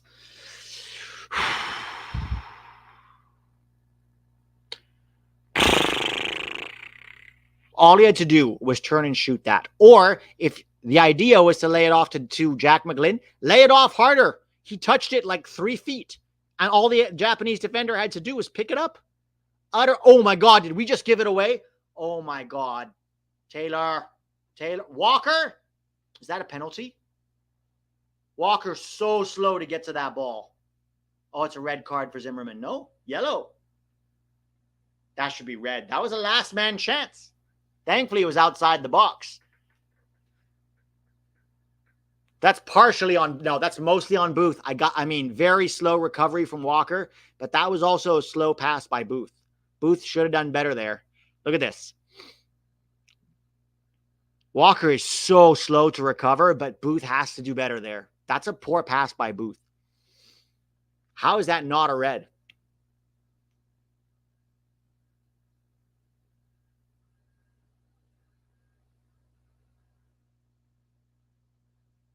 Booth, you were doing so well. Such a sloppy pass. Such a sloppy pass. All right. Let's see if I can try to be a little more positive this second half so I don't depress you all here. All right, Japan get a free kick. Sad Pete is hilarious, but it's making me depressed. I'm sorry. I will try to be more positive this second half, but sometimes I have to go on a rant here against U.S. soccer and the structure in which we exist. All right, free kick for Japan, about 25 yards out. Beautiful free kick. Good save, Patrick Schulte. Well done. Well done, Patrick Schulte. Pepsi Blue says, my God, Pete, you are the funniest, man, but U.S. soccer's a bunch of handholders. Freaking, we're all in this together bullcrap. I know. I know, right? We're all in this together. We're changing away the America sees. Before it was the world sees American soccer. Now we're changing the way America see American soccer. That we're changing it. We didn't say it was for the better. That's why nobody comes to the stadiums anymore, and we have to rely on the opponent's fans to buy tickets because the Americans are sick of the real amoeba, and that's Greg Berhalter. All right, Japan with a corner. Oh, just wide. Terrible marking in the box. Terrible marking in the box. Guys, if you want me to not be depressed, go subscribe to my Patreon. I did a Colombia breakdown. I'm going to do a Brazil breakdown. It's a way to help to support the channel. It's $3 a month. That's less than a cup of coffee at Starbucks. Buy me half a cup of coffee at Starbucks once a month, and I will continue to do my best for American soccer. And if you can't, I will still do my best for American soccer, even though I feel like a majority of the time it's a losing battle. John Tolkien down the left. I blame Greg for this, and he isn't even here. Oh, trust me. Greg Berhalter ball. Okay, come on, Griffin. Oh, Griffin over. Oh, Jesus. Terrible pass, Griffin. Terrible pass. Yeah, Berhalter ball is definitely trickling down the ranks. It hasn't reached the under-20s yet, thank God. But you can see it with the U23s. Terrible Tronco players, boring soccer, ineffective horseshoe ball, followed by endless crosses to nobody.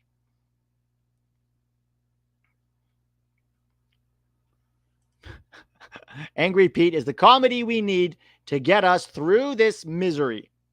If anybody wants to check out Patreon, the link is in the description below. Thank you, everybody. And thank you to everybody who has been supporting on Patreon. I cannot tell you how much I appreciate it. All right, Paxton Aronson with a nice little back heel. Tolkien's cross goes straight to the keeper. Oh, no, that's Griffin. Sorry. That's not Tolkien. I didn't mean to put it on you, Tolkien. It's Griffin. Long ball over the top. Nice work by Paxton. No, that's Booth. That's Booth. Well done, Taylor. Well done, Taylor Booth. Terrible cross by Griffin.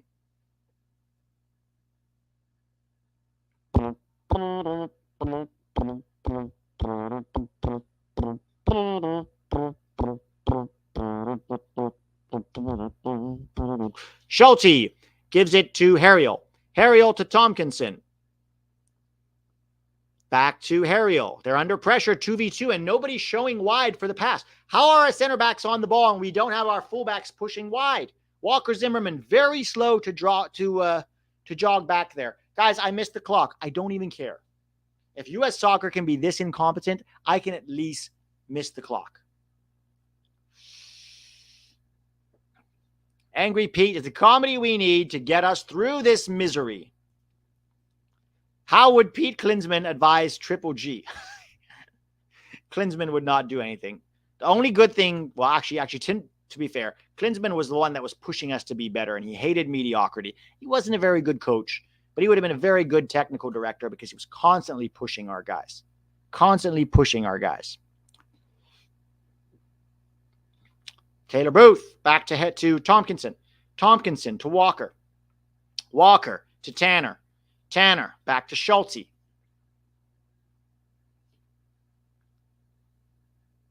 Pete, should we do Patreon or channel membership? I would prefer Patreon, but channel membership helps too. Oh, here comes Duncan. Tripped over the ball. Oh, my God. Oh, my God, Duncan. Duncan throwing his weight around a little bit.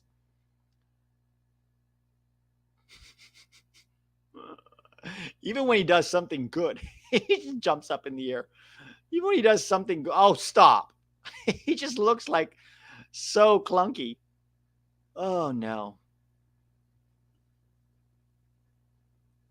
Can we trade Duncan Maguire for Harry Maguire? Dark Pete, where's your aviator shades? I don't have any shades right now. How would Pete Klinsmann? Yeah, Pete Klinsmann is not available today. I'm too much despair for a Klinsmann.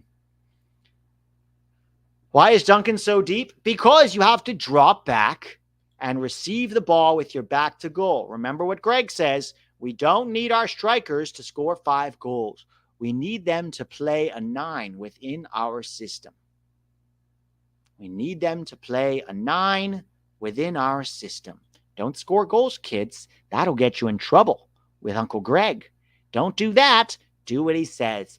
Back to goal. Check into the space. Remember what it says on PowerPoint 47. Do what you're told or you'll get the Brooks treatment. Great ball. Come on, Duncan. Oh, my God. Oh, my God. Oh, my God. Fouled. Duncan. Jesus Christ. This was a good ball here by Tolkien, who I'm critical of, but that was a good ball. That was a good ball. And then Duncan just fouls him because he can't even get ahead of him. He's too slow to get in front of the center back. So this terrible touch. Oh my God. What an awful, awful touch. Terrible touch. Gives it away and then fouls the center back and acts like it's the referee's fault. It's not the referee's fault, Dunkin' Donuts.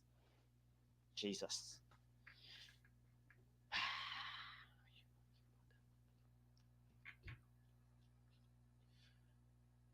All right, Tanner Tessman to Tolkien. Tolkien gives it away. He was looking for Griffin on the left.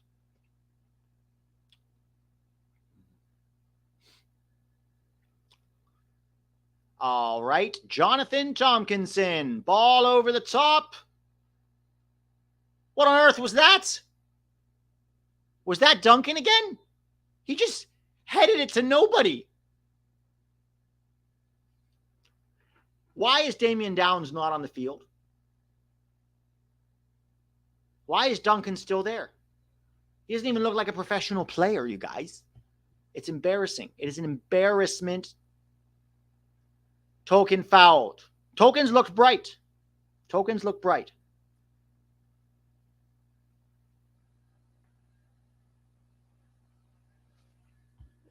Duncan looks like his face is minimized. He was offside again. All right. That's Paxton. Paxton coming inside. Good work, Paxton. McGuire give it away. Not good, McGuire. Under pressure. And they come straight back down our throats. So well organized. So good in transition.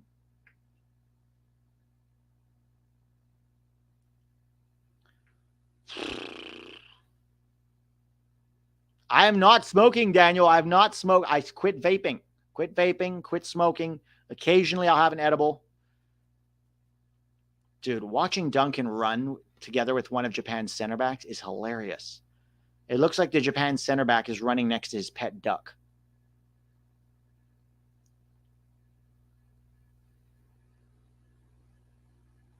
Oh, look at... Oh, what a turn, Japan. Oh, great idea. Didn't quite come off.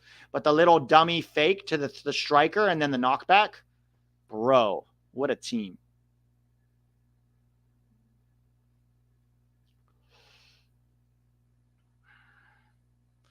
Token.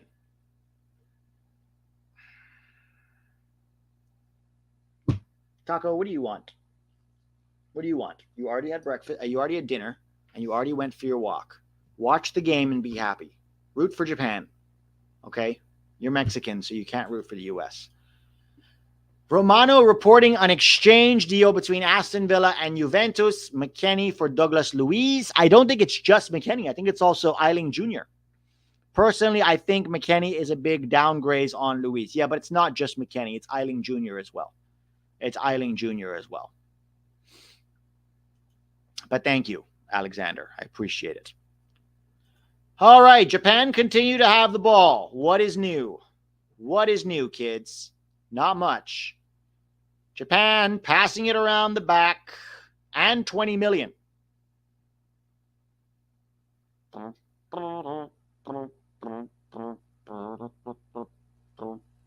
Here comes Paxton. Paxton down the right. No, terrible cross by Paxton. Terrible. But don't worry, Uncle Greg is applauding that in his own. I promise you, Greg Berhalter is watching this right now in his hotel room. And every time somebody tries to cross, he spits his beer onto himself. Because that was amazing. He was really patient, waiting for that opportunity to cross from his own half.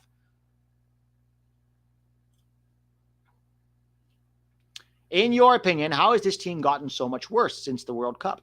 They were terrible during the World Cup. They just didn't play any good teams until they faced the Netherlands, and then they got found out. They drew with Wales.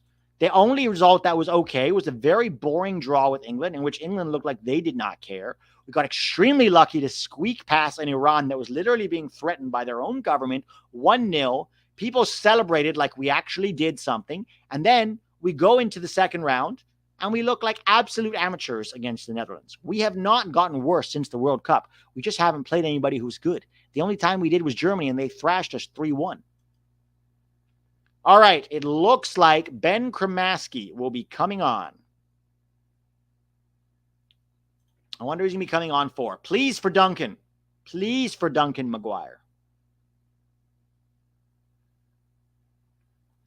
Love how Japan counterattacks when they win the ball. Yeah, exactly.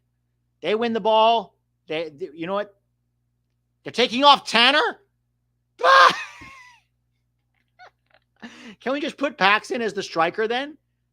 Take off Duncan and then put Paxton as the striker if we're going to bring on Kremaski.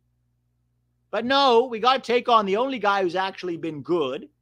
Take off Tessman. Leave Big Dunk out there to do absolutely nothing except dunk on himself. Oh, Jesus. Oh, U.S. Soccer is going to give me, I swear to God, if I die, if you hear of me dying of a heart attack or some other stress-related illness, sue U.S. Soccer because it is their fault. So, yeah, Japan, they don't only counterattack. They know how to have the ball. They know how to counterattack quickly. They know how to recognize opportunities. They aren't being held to a specific style of play the way that Greg Berhalter does with his players. They just aren't. Oh, look, we gave the ball up again. This time, Ben Kremaski. Long ball to Japan. Jonathan Tompkinson, isolated, does well to win. Even when Jonathan Tompkinson runs, he looks awkward. Looks like he's top heavy and his upper half is going to fall over with his legs up behind him. What did Blackburn see in Duncan? Maybe they realized they finally watched some scouting on him, and so they accidentally sent that fax wrong. They were like, shit, we can't sign this guy.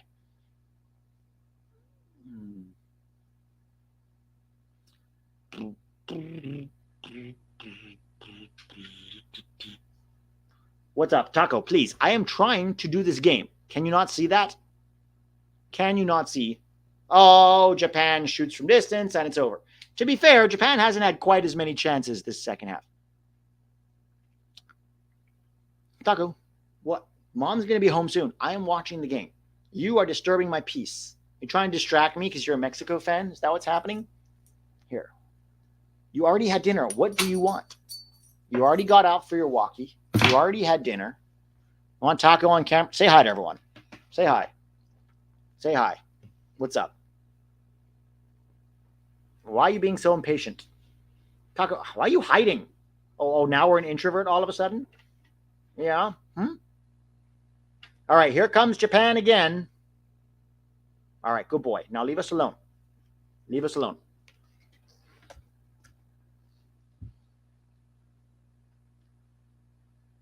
All right, here comes Japan. Again, down the right. Taco senses the frustration. He's trying to comfort me. He's like, Dad, it's okay.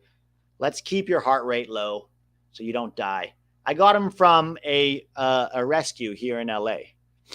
They rescued him from Tijuana. And he was being fostered out. We took him from the foster, so she got a new dog.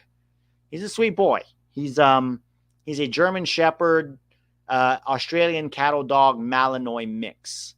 He's a lot better looking than Tactical Dog. I'll tell you that right now. He's a sweet boy. He doesn't do well with other young, unfixed male dogs, but generally he's a sweetheart to every human, and to female dogs, he's very sweet. Is he a cartel dog? They're accusing you of being a cartel just because you're Mexican. Yeah. Which, in all fairness, I said that about you too. So it's okay. It's all right. You are a rehabbed cartel boy.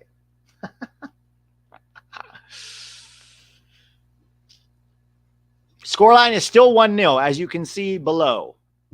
As you can see below. Good defending there from Nathan Harriel. I want to give props to Nathan Harriel because he's been better than Bryan Reynolds since he came on. Is Pete complimenting the MLS players? Why, yes. Yes, he is. I don't have high hopes or expectations for Nathan Harriel, but he's definitely better than Bryan Reynolds has been in this game. And Token has been better than Wiley. Wiley wasn't terrible, to be fair. Defensively, he was fine. but he wasn't creating a lot offensively. Morris has created a few chances. It's still 1-0. This game is not over. A few good subs, a good transition opportunity. We can easily tie this up and even win it. Come on, boys. Let's act like we belong. I know we're not Japan, but let's at least try to get the result.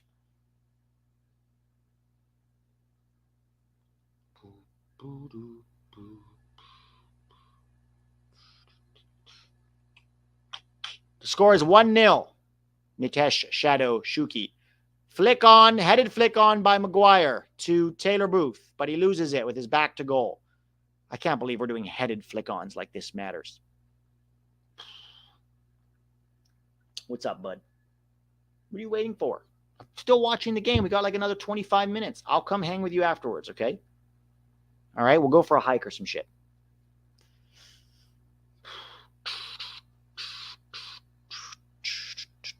Who from today's game should not be included in the final roster? Jonathan Tompkinson, fucking Duncan Maguire, and Jonathan Tompkinson, Duncan Maguire, and Johan Gomez.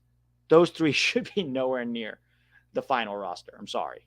They're just not good enough. Uh-oh. Here comes. Good defending there by John Tolkien. We're not worried about results, says Greg Berhalter. Apparently, he's not worried about performances either. Jack Mcglynn gives it back. Tolkien seems to be okay. He's back up. Seems to be okay. He's back up. Oh! Good shot. Good shot. Japan almost scored again. Got the best of Ben Kremaski, and it was just wide. Just wide. Oh, that started with Schulte, man. Schulte under pressure is really... Oof. Oh, boy. That started with Patrick Schulte, man. I don't know. Schulte has been quite... Oh, thank God we finally got rid of Duncan. Oh, thank God. Thank God. Duncan Maguire is off, but now we have Cade Cow, another Tronco. But at least this Cade Cow is fast, which Duncan is not. At least Cade Cow is fast. Let's see what he can do.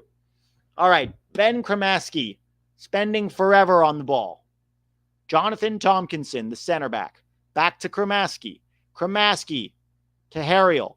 Back to Schulte. Schulte, please do not give it away, Schulte. Oh, my God. Schulte gave it away again. Bro. How good is John Tolkien, and can he replace Anthony Robinson in the future? No. No. I don't believe so. But you'll find a lot of people, including people that I really respect, who disagree with me. I think he's a very average left back. But some people disagree with, oh, here comes Japan again. Oh, save. Oh, my God, it went in. What the fuck was that? What kind of nonsense own goal was that?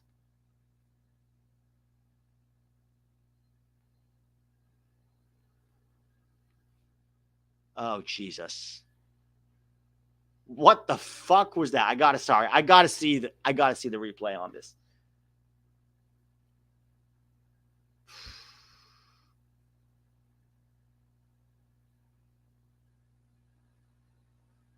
All right. Here we go. Oh, my God. Did Schulte drop it? All right. So Walker Zimmerman misses the tackle. Tompkinson, it comes off. Oh, Jesus. Okay, wait. Ooh. Schulte spills it, but that's not really Schulte's fault, to be honest. Schulte makes the save, and then the rebound is knocked in. 2-0. 2-0.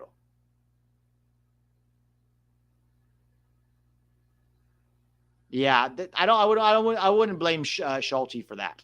That was a very hard. Oh my God. Oh my God.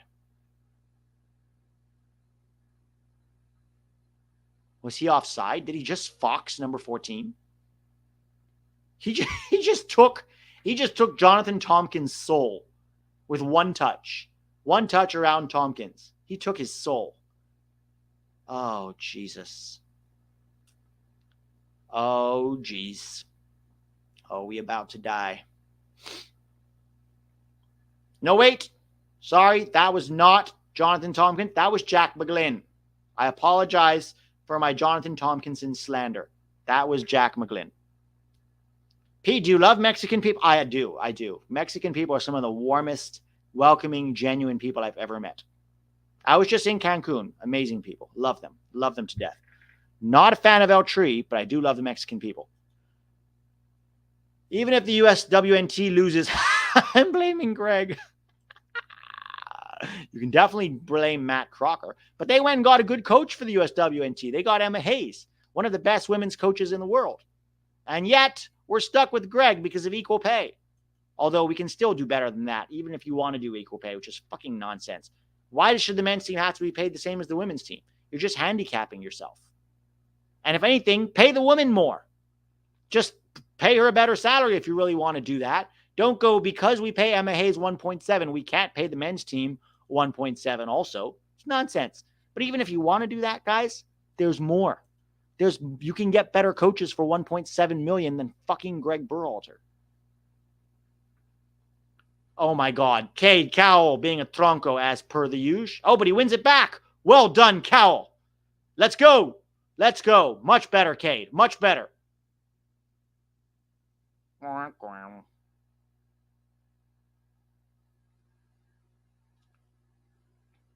Oh, look how fluid. Foul. We're just getting real physical with Japan now. We're getting frustrated, fouling them.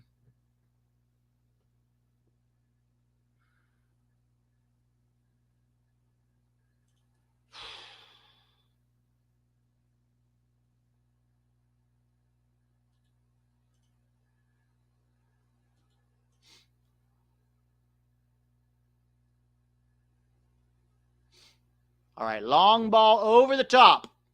Who are we looking for? We're looking for Griffin. Decent first touch. Can he get there? Needs support. Cade Cowell's in the box. Griffin gives it to Kremaski. Like, we get this transition opportunity, and all we can do is pass it backwards.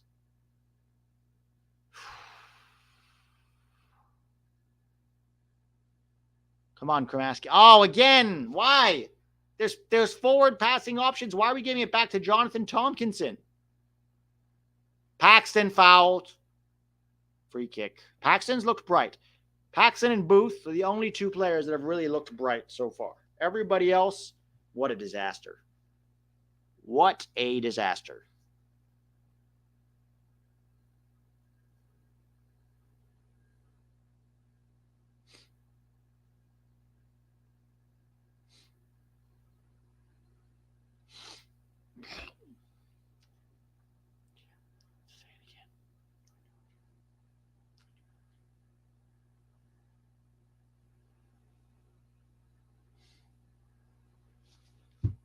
Henry Lineker says, against France, Paxton, Tessman, and Yow were great. Yeah, they were.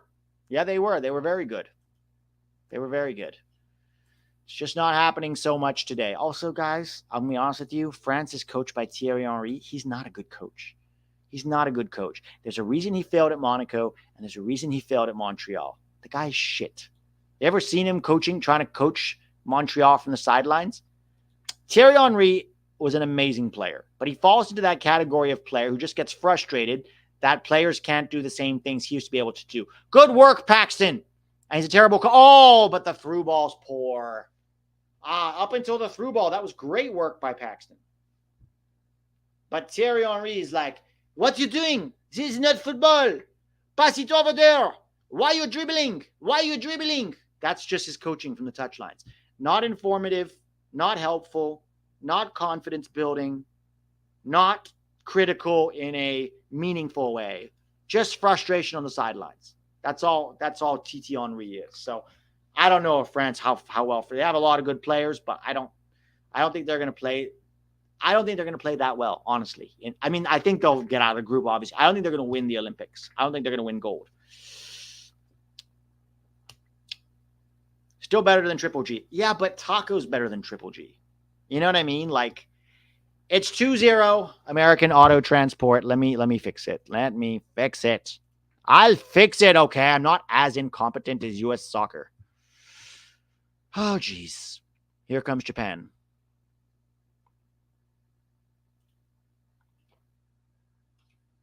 Here comes Japan. Here comes Japan. Oh, down the left again. Cross is blocked. Yes, the under 19s, which are basically the under 20s for this cycle, they beat both Uruguay and Argentina. Well done to them under coach Michael Nessian. But now that they're starting to gain some notoriety, don't you think that Greg Berhalter will find a way to mess with that?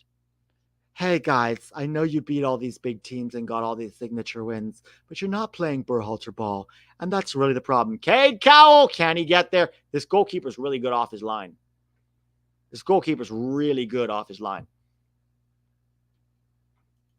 All right. Is Japan on a power play or something? Feels like they're a man up, Pete. Thanks for doing these. We appreciate it. Good to know we're not alone. Yeah, I need you guys too. This was a good ball. Just too far ahead of Cade Cowell, and the goalie did really well to come off his line yet again. Really good positioning, good reading of the game from the Japanese goalkeeper.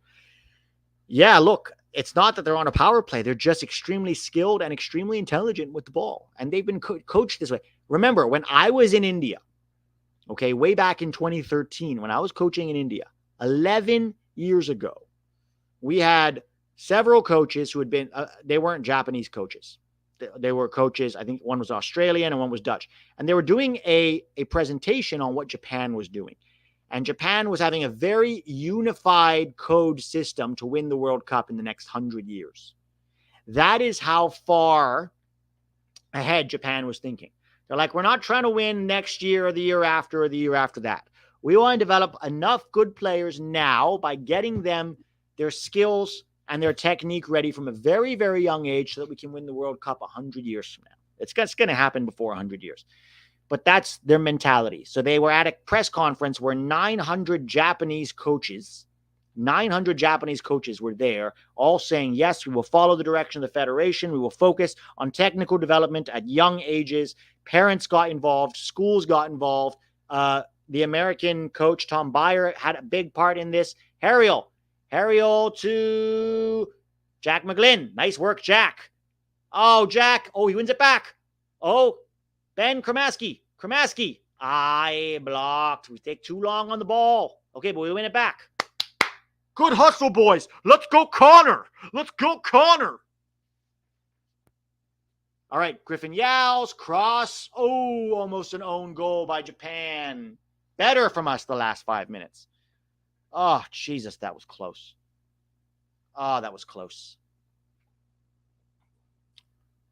Griffin Yow. Nice work to create some space for him there, Griffin. And nobody there. But yeah, listen, Japan has been focusing on technical development for the last 15 years, and it's starting to pay dividends. And it's going to pay even more dividends in the next 10 to 15 years, right?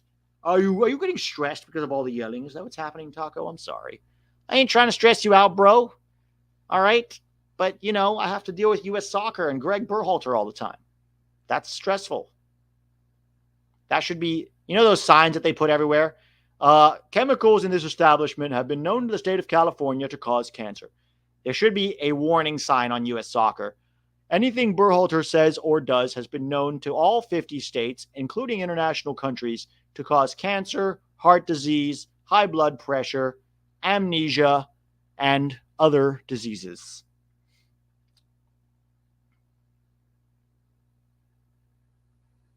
Pete, you are worse than Fox Sports. I am imitating them, Javier. I am imitating what they do, and I'm actually imitating American soccer dads at youth coaching games. Let's go, boys. Good hustle. Get rid of it. Just kick it out of there, boys. Or my favorite one is a kid has the ball at the halfway line. He's trying to settle it. He's trying to look for a pass. Dad goes, shoot. I'm like, shut your ass up.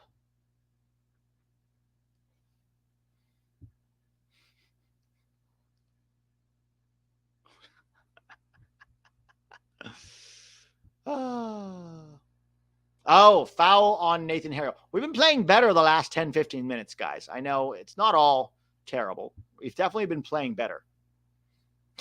She gives me violent diarrhea. But yes, Steve, to answer your question, Japan is definitely on one. And it's all because they're focusing on player development. All right. Free kick, Mcglynn. Decent ball up in the air. That'll be a corner. That'll be a corner. Come on, let's at least pull one back, boys. Let's pull one back.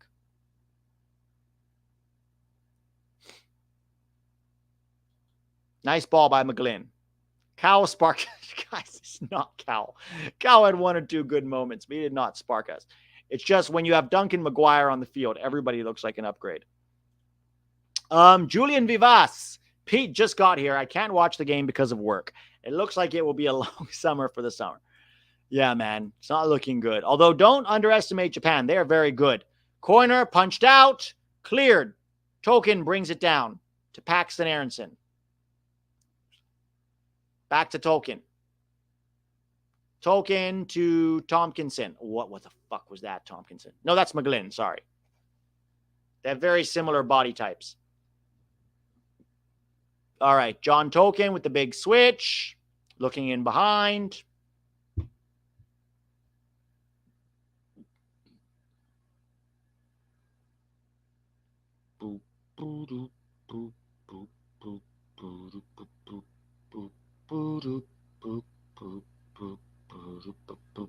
Japan has it again. Japan has it again.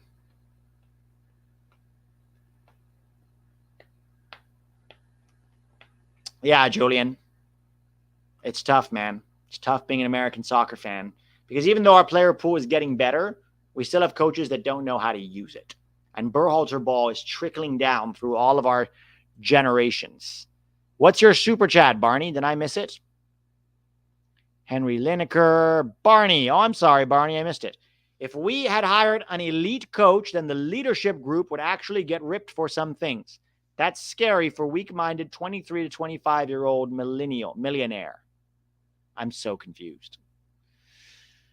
The leadership council you're talking. Yeah, that leadership council is a joke. All Berhalter has to do is make them it's Adams, Pulisic, McKennie. It was Yedlin or Zimmerman, one of those clowns. All he has to do is make them the leadership council and promise to give them endless playing time if they're healthy. And then they'll back him to the hilt and say, well, the leaders of the team. Well, of course, the leaders of the team back him.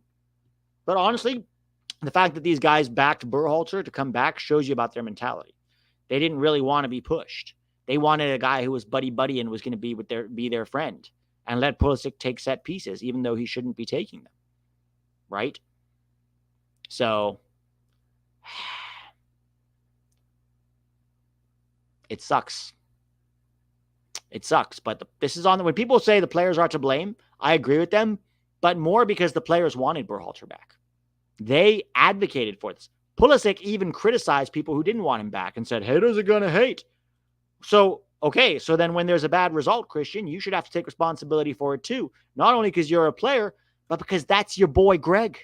That's your boy.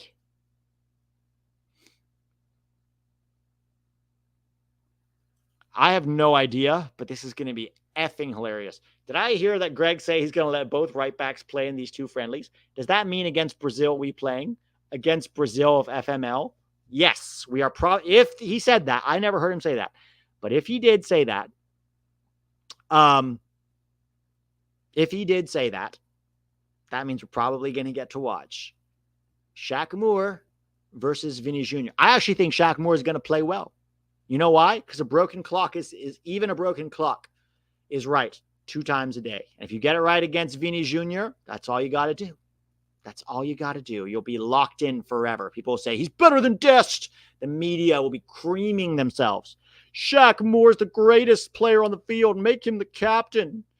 He plays for Nashville SC, one of the best teams in the world.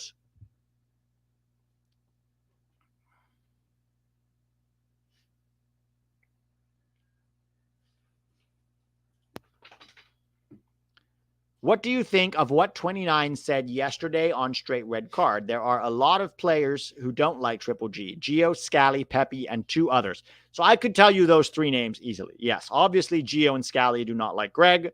They're just putting up with him because he's there and they want to play for the national team. And so they have to do what he said. What the fuck was that?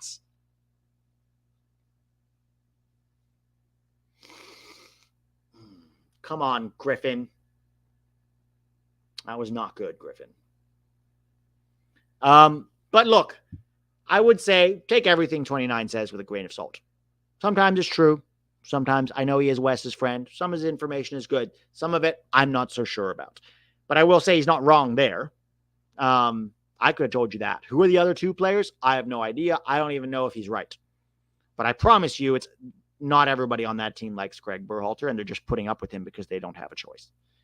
I would, if I had to guess, probably Balogun. I don't think Balogun ever looked very happy with Berhalter, to be honest, despite that fake PR hug that they had to do for the video. Remember after he came off and sort of shrugged off Berhalter in one of the friendlies? And then the next day, they make sure to have a propaganda video of like Greg Berhalter and him hugging and smiling at each other. We're like, guys, how stupid do you think we are? We don't think that, you don't think we know that was contrived? Like, what the fuck is it? It's not North Korea. We're not stupid. We know what you're trying to do. That's not a penalty. Don't you dare give it to them. All right, Ben Kremaski. So, yeah, look, I don't know how much of that is true, but it would not surprise me. And I think, actually, he's probably right about that. Cardoso, Balogun is probably, I'm going to say nothing for sure, but I'm going to say if you think the five that don't like Triple G, if the five that don't like Triple G are Gio, Scally, Balogun, Cardoso, and Pepe, that would not surprise me in the least, and that's all I'm going to say. All right? Oh, here comes Japan again, down the right. Cross, blocked, corner.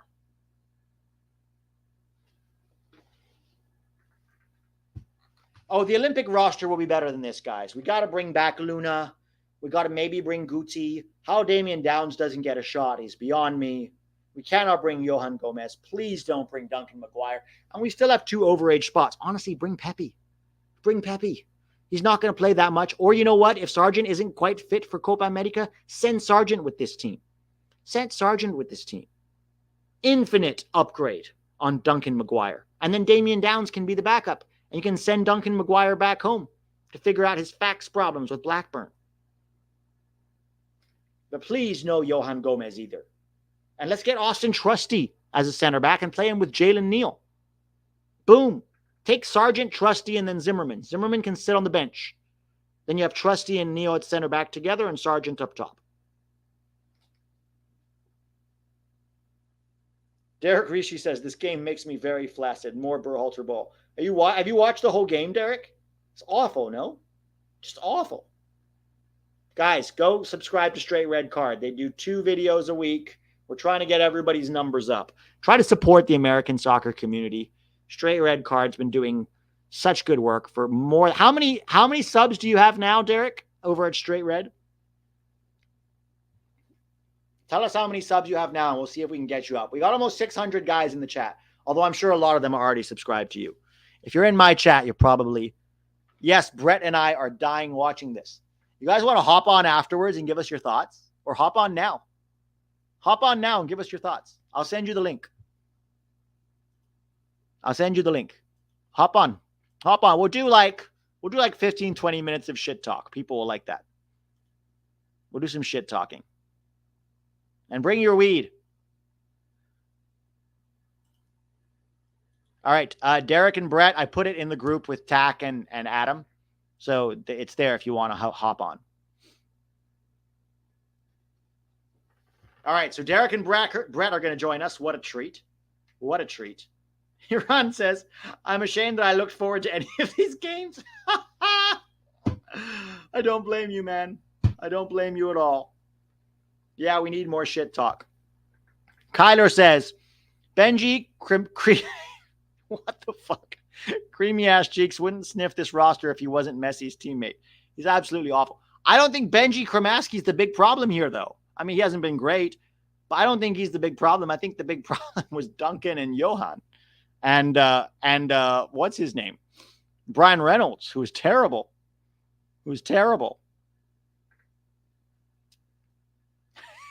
That was a good one, though. Benji creamy ass cheeks. Jesus Christ, I love the internet. Jesus Christ, the internet's phenomenal. The internet can be both horrifying and also incredible. So, you guys ever like see like a funny reel on like Instagram or TikTok or Facebook or whatever, and you just start like a funny reel, and then you just start reading the comments, and the comments are almost better than the reel itself, and like the creativity and this like the sense of humor that some people have in the comments of these like comedy reels. Oh my God, like incredible one-liners, incredible one-liners. Oh, yes. Derek Rishi de la France. What's up here? I'm here for the creamy ass cheeks. I know. This should be something that you read. This is definitely a Derek super chat. Benty creamy ass cheeks. That was fantastic. I mean, I couldn't have said it better myself. Although, as you said, he's not really been the issue. I mean, the issue. You've been watching Duncan in this game? Yeah, it wasn't good. I mean, he didn't hardly touch the ball in the first 20 minutes. Every time he did, he gave it away. I mean, we hardly touched the ball in the first 20 minutes. This is true. But you can tell on the field who's got any kind of skill and who doesn't. Yeah. Oh, come on, Taylor. Wide and high and wide and yeah. And then Brett's been lamenting. Actually, we just been texting. He's like, we never shoot the ball outside of the 18. Just afraid to shoot the ball. Yeah, but then when we do, it goes high and wide. Yeah, well, maybe that's why we don't. But also, you have to be in a position to shoot from there, right? If there's like 10 Japanese defenders between you and the goal, it's tough. Mm-hmm. I get it, but we're not going to dribble the ball into the goal either, you know? And that's what it seems like sometimes we try to do. Dribbling is bad. Combination play is really poor because they're on different technical levels, a lot of these players. So you can't really have quality combination play when technical levels are so different. Also, it looks like Berhalter ball. Yes. Again. Right? Like the endless crossing and horseshoe ball. Somebody on X wrote, and when the roster or the starting 11 were announced, hey, wow, weird lineup. Do you think we're going to play a 4-4-2? What world are you living in? What world have we ever played a 4-4-2? There are only two options for all the teams in the youth system, including the women. It's 4-3-3 or a 4-2-3-1. There are no other options as far as formations. That is like must be written in some sort of stone at U.S. Soccer. That's it. The game is over, by the way. Yes. And I'm just getting pissed now. Oh, man. I've been pissed since like the 10th minute. I've just been ranting on here since like the 10th minute. It's been an absolute disaster. Is Brett coming on or just you? I could text Brett and let him know. But I mean, if he doesn't want to, it's fine. Like, I know he's got kids, but welcome to come on for a few minutes. I mean, should we just do like, I don't want to do player ratings because everybody's been so bad. And it looks like we're playing Berhalter ball. It looks like these same because these same players, a lot of them look pretty good against France. Yeah. So what happened? Why are we now? We weren't playing Berhalter ball against France. We were bunkering. We were playing well defensively, keeping their chances to a minimum, hitting them quickly in transition. But this looks like Berhalter ball. The difference is when we played France, we thought, oh, wow, we're playing France. That's like when the big boy team played England in the World Cup. So we're going to be pragmatic. And this game was more like, oh, it's just Colombia. We can do better than Colombia. And this is the same thing. Oh, we're better than Japan at the same thing. So we're going to play technical ball. And we're going to play brave out of the back. And we're going to do things really that this other team is better than us at. On every level, Japan is a better technical team than we are, even at this U23 level. And they probably are the big boy team too. So and this is, God, we went on for like 4 hours, our last show, live, 4 hours about this. We could not stop over analyzing, and then we got people like Lawless out there still saying, oh, when you get on the field, all the system stuff, that's out the window. You do what you want as a player. What world is he living in? Nobody else thinks that except for you. We just had Winalda on Paramount today. To defend Berhalter is all. But yeah, what did Winalda say? Said the exact opposite. They said this is a stifling system. And that when you were on the field, you should feel freedom. You shouldn't feel like when the ball hits your foot, oh, God, I got to go what am I supposed to do? I'm supposed to pass it to that guy because we're supposed to form a triangle, and that's how it all works. And triangles are all good and fine. But when the rest of the world can watch 4 or 5 games, Berhalter games, and figure out how we're going to play, it's really, really easy because we're so predictable to shut it down. It's that easy.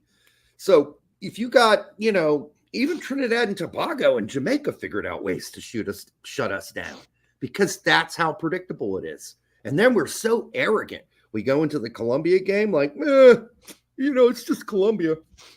We're just as good as them. But here's the thing, though. They have good players, but they're not like a World Cup contender. No, they're not. That's the thing. And even if they were, 5-1 is not acceptable to anybody. If you're the U.S., 5-1 is not acceptable to anybody. And that's a good team. But you know why they're a good team? Because they play greater than the sum of their parts. They have a lot of good players and probably 1 or 2 world-class players, right? Well, that's true. I would also say that in some ways, they're still more technically gifted on the ball. We have other attributes, but when you get to our back 4, right, you're looking at Scally, Turner.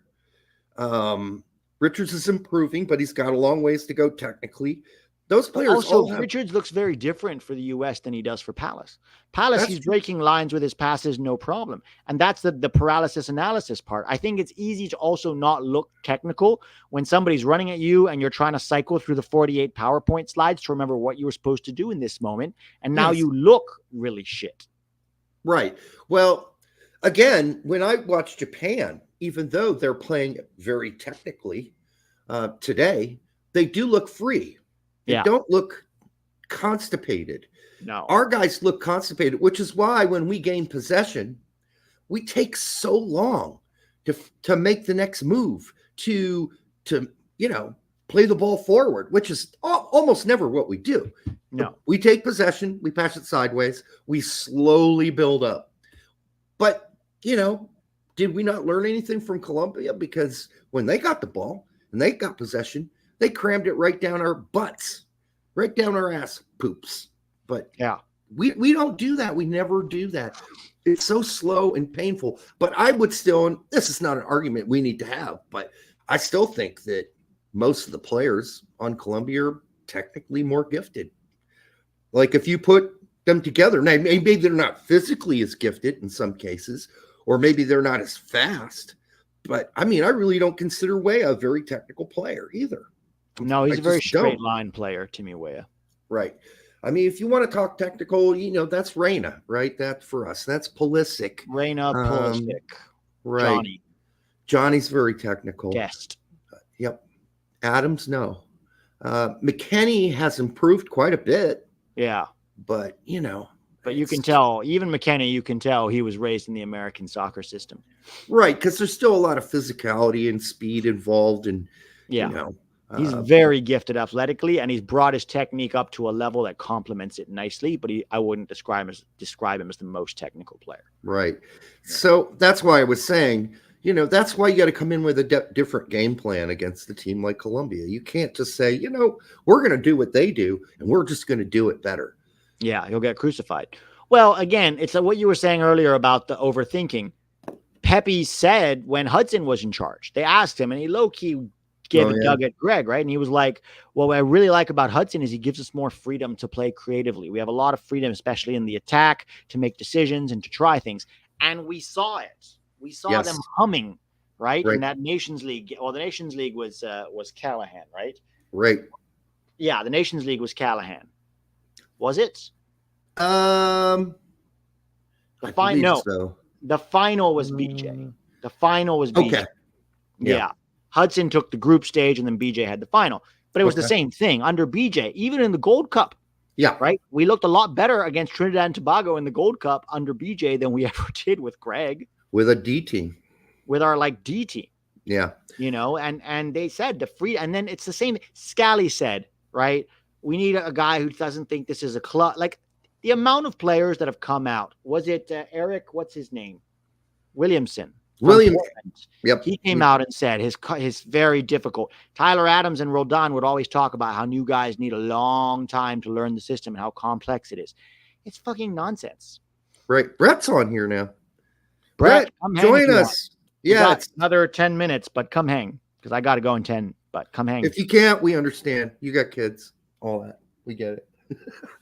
Well, I get it. I've had kids, but we've used that quote from Pepe so many times that Brett finally found the quote, clipped it, and we just keep it at this point. We keep that one. We keep the Joe Scally one because people just don't seem to believe that there are players who have said those kind of things about how it shouldn't be this hard, that there should be more freedom. I mean, that was Scally in it to a T. Like, he's like, when I get the ball, I don't want to think about, oh God, what does Greg want me to do here? How do I fit into Greg's system with the ball at my feet in this situation? So it's too much. Let me see. Brett said, look, okay, I don't know what that means. He said he's had too many beverages tonight, barely typing. Oh. All right. Man. Soccer sucks. Let's talk about something else for a few minutes. All right. What stepsister advice do you have for people these days? Well, as I say, as long as it's they're consenting adults, it's completely legal. And so I know there's going to be an effect on the family, and we often talk about that. And but you know what? If you're the Brady Bunch and who's the oldest Brady Bunch girl, and the oldest Brady, there's Greg, and there's there's a Greg in the Brady Bunch. Greg's the Imagine now, like, you hear Greg. It's like someone introduces himself to me as Greg. I'm going to instantly dislike them. No, it's true, right? Like, hasn't he kind of ruined that name for you? Yeah, I think you can't name your son Adolf anymore. You know what I mean? And that might be pushing it to another level. But I'm not saying Greg is Adolf, but I'm just saying there are certain characters that are so bad that you can't name your kid that. In our community, Greg is not Adolf Hitler, but he is our version of, I can't name, what American soccer fan is ever going to name their kid Greg? Nobody. Well, when people come up to me and they say, yeah, my name's Greg, I always says that 1G or 2 at the end. They say that's 1G, true. I'm like, okay, that's fine. Because for many years, I called him Greg because there's 2 G's at the end. Greg. Wasn't sure what to do with those. Greg. Also, what weirdo puts another G on the end of Greg? Yeah, we'd have to ask the Berhalter family, which somehow developed a young man with extremely violent and anger management issues through his whole youth, and including through most of his playing days, where many of his teammates have been quoted saying, he's a dick. I hate playing with Greg. He was never wrong. It was always my fault. That's Jimmy Conrad who said that. And then, bashing his head against lockers. Can't remember the guy that's who fucking said that. Weird to me, man. Yeah. Who does that? Yeah. And that's, and maybe now he's taken it a step too far. I can't tell you what guest told me this. Do you think he smokes weed? That's because it was after the show, right? And that is exactly what I was told. Oh, really? Yes. He smokes weed now? That he smokes weed, and that's why he is so calm. And I think, I don't know about you, but when I smoke weed, I'm actually really funny and creative. I'm not. You did that Ferrera rant on weed, right? Were you high? I think I was just drunk. Pretty sure. Pretty sure I was just drunk. It's possible I was both, because I usually do both at the same time, because weed without alcohol makes me paranoid, and I don't want to be on my own show paranoid. No, that's not going to do me any you'll good. start to be like, the lizard people are coming for us. It's like when I had to host a couple shows all by myself. It's like, I'm not touching the weed. Yeah. I don't know about you, but whenever I do weed, I mostly don't smoke it. I mostly eat it, and usually before bed because it helps me sleep sometimes. Edibles. Yeah. But sometimes, you think you have amazing deep thoughts when you're high.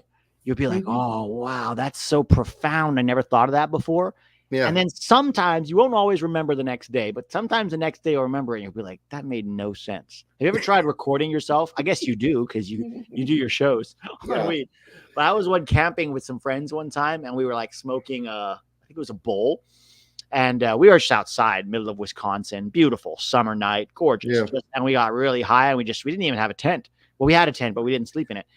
And we I put the recorder on my phone on after we smoked, and we talked for like 3 hours. And Yeah. then the next day on the drive home, we listened to it. We were like, what the fuck were we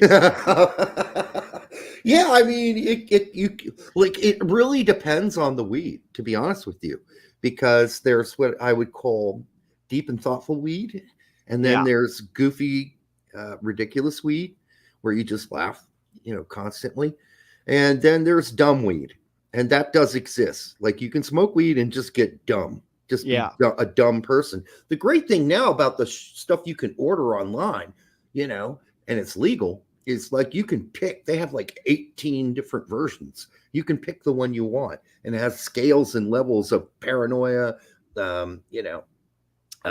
thoughtfulness, blah blah blah. So, will it put you to sleep? Because, like you said, some people buy it specifically so they can relax and go to sleep, right? Yeah. Other people do it for pain. So, Yeah. yeah. I Indica. wonder if we're going to get copyright striked or demonetized or something because it's still federally illegal.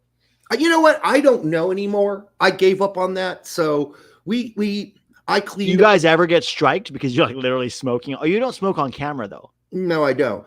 But here's the weird thing. I had clips from the Winalda and clips from another video. One had the F-bombs all over it. And I was like, you know what? I'm not cleaning that up. That's going to take me forever. It's only an 8-minute video. If YouTube wants to strike us, not strike us, but demonetize it, I'm fine, right? Right. They didn't touch that one. Then the next video, I spent like 2 hours cutting out all the and all the bad words.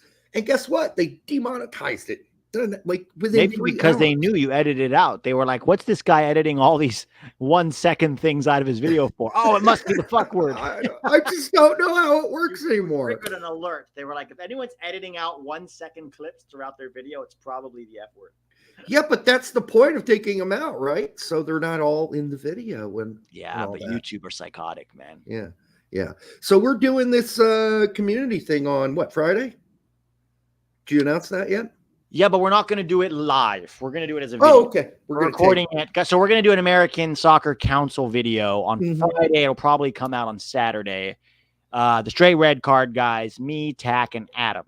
So just to talk about how the camp went and to look forward to, the rest of Copa America. Real quick, we have to get going, but last question for you. What do you think tomorrow's going to look like? Oh, boy. I'm actually feeling bizarrely optimistic about tomorrow. I want to. I really do want to feel optimistic. And I think there will be some amount of bounce back. And I have heard that limited minutes for Tyler, so that should help cover the back line a little better. Which, asking Johnny to do that in the same way that Adams does it is just not fair to Johnny. Johnny's got different skill set. He's probably more of a natural 8. He's certainly not just a 6. He's a 6/8. He can do all kinds of things, but he's not an outright destroyer, right? I thought he was one of the few guys that looked good against Colombia. He wasn't bad, except for that goof up where he gave up the ball. Sure. But he didn't necessarily cover the lanes in the same way that we ask Adams to do, which is why we saw Reyna tracking back and playing the other double pivot half the game. But that shouldn't be Reyna's job regardless. No kidding. Like, what are we doing? Job. They were playing McKinney as the 10 and Reyna as a deep lying 8. It boggled the mind. It really did. And I know Greg wants to get touches on the ball, but I mean, when he went back there to get the touches, he ended up just kicking it right back to the center back who kicked it to him. Sounds like that what he was told to do. Oh, I'm sure. Greg's thinking Regista or some crazy thought. You can try to turn him into Pirlo. Watch. That might work against shitty teams, but it's not going to work against Colombia. They're not that stupid. They know what's going on. Yeah. So my point is, if you wanted a like-for-like destroyer, like just an absolute destroyer, somebody who's going to, break an ankle or take a guy down like Adams does, even though he's not a giant mammal or anything, then you should have brought Maloney. If that's how you wanted to do a straight up like-for-like, and you could have played, Cardoso or McKinney. I don't know what you do at that point, but if you're Greg and that's how you like playing with an out and out destroyer to protect your back line. Well, Cardoso's not going to do that same kind of job. He's going to provide you some other great stuff, but Like you can build out of the back. right. But if you want to break ankles and close down all the lanes and have a guy who just runs like a total maniac for 90 minutes, then Maloney would have been your better pick. But, again, I don't have any problem with Cardoso starting, and I don't think he was the problem, frankly. And I don't think most people think he was the problem outside of one goal. But it just seems strange leaving Maloney off the lineup and bringing some other weird picks when, if you wanted the option of playing a destroyer and Adams is going to definitely be injured, and that's just something you want to do against a certain kind of opponent, well, the only guy that's going to be able to do that like for like completely is Maloney, because that's what he is. He's a destroyer. He's not very skilled or exceptionally skilled, just like Adams.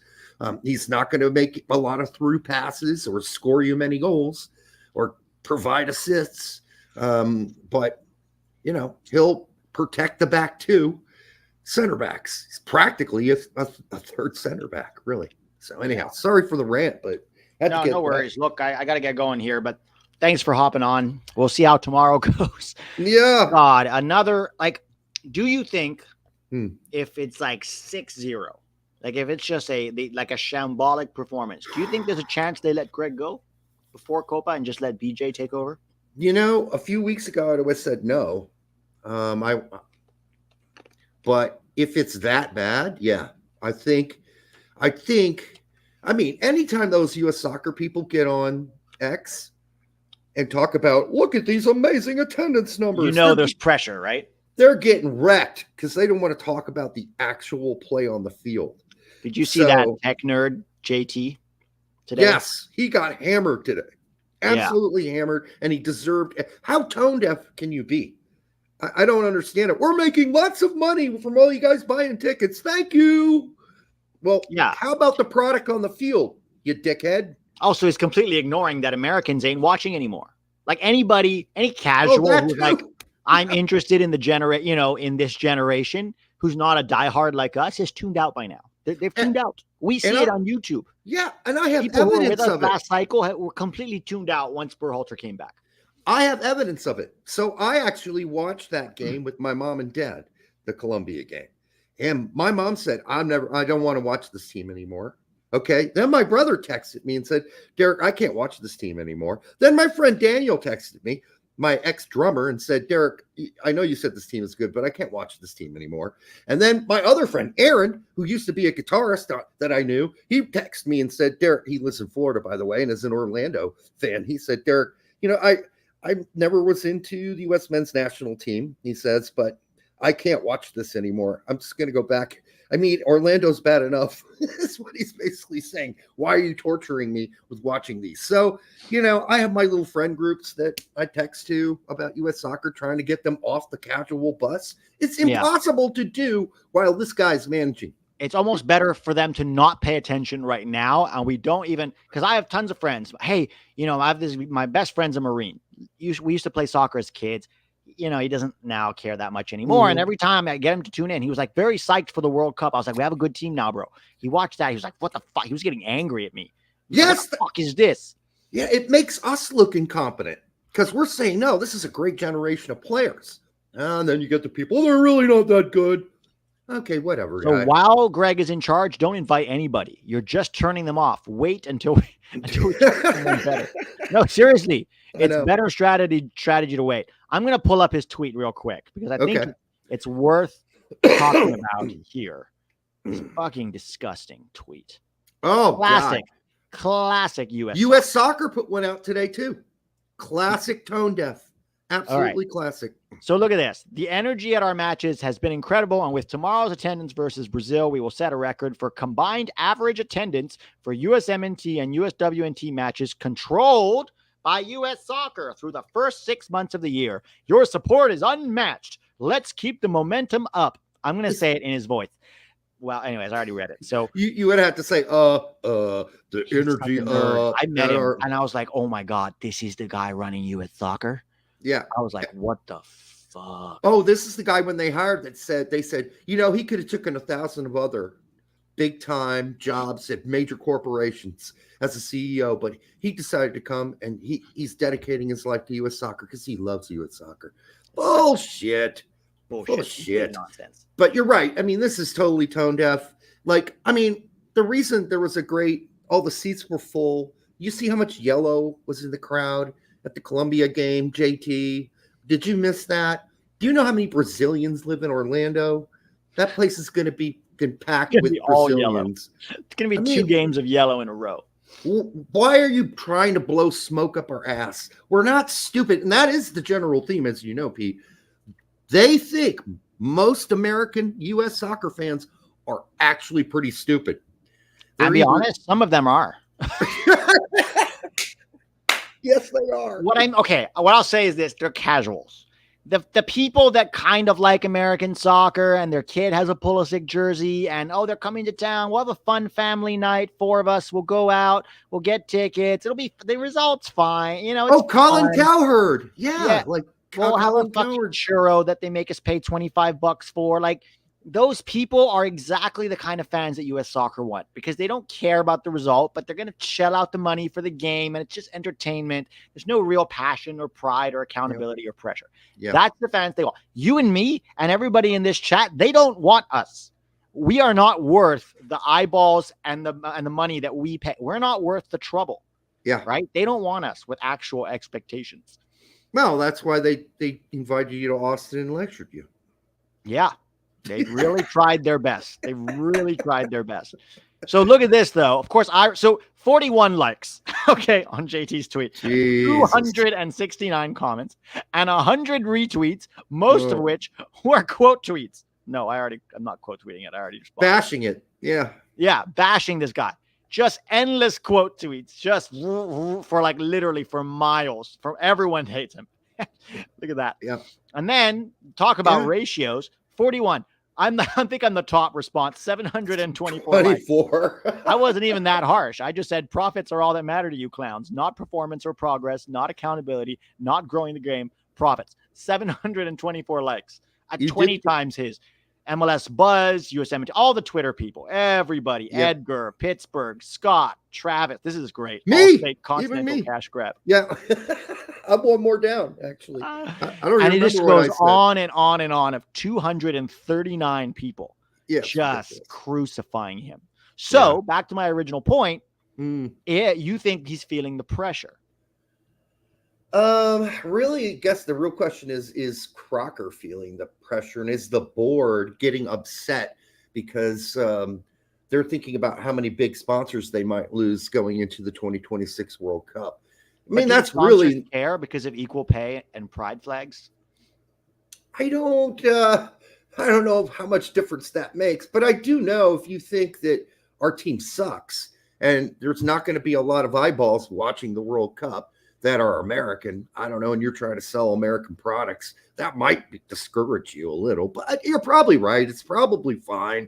But, you have to ask yourself, if it was already so grandiose and so fine, why, are we so limited in our manager search when McBride clearly told us a couple days ago, or was it yesterday, that, well, the real reason we can't hire a big coach is because if we hire a really good coach for $8 million, say, then we got to pay Emma $8 million. So that's his words, not my words. No, I know this lines up with what I was told from somebody very within U.S. soccer. Basically said they basically said to me, the actual product on the field is not that important because U.S. soccer thinks they can make money regardless of how the team performs. And if they go to a Google or they go to a Facebook or they go to big tech companies that are all about DEI and they say, hey, we have equal pay and we wear the pride flags, then we'll get sponsorships just because of that and not so much because of our on-field product. And I was shocked. I was like, oh my God, that means they don't give a shit. I don't know if this is true. I'm just telling you that's what I was told, but it seems to line up with what Brian McBride said. Well, yeah, and then but McBride did go on and say, if you think we're that rich, then that wouldn't be an issue. But we don't have 8 to 10 million just laying around to pay both coaches, or 16 million in this particular case, which surprised me a little. And then somebody else, I think it was Charlie's, like, well, no, it was Jimmy who said, well, why don't we just do what the Canadians did then? And ask a bunch of the MLS owners to pitch in. because But the real coach won't bring their players. it's true. Then That's they'll the be problem, right? yeah, we're pitching in. We want our players on the team. Right. That's not going to happen. No. I don't know how that's working out for Jesse in Canada, but it's No, certainly there are a lot of MLS players on his rosters because it's Canada. right. Well, we certainly don't want U.S. Soccer any more beholden to MLS than they already are, which is they're already the dog, the It's tail wagging the dog. Regulatory capture, right?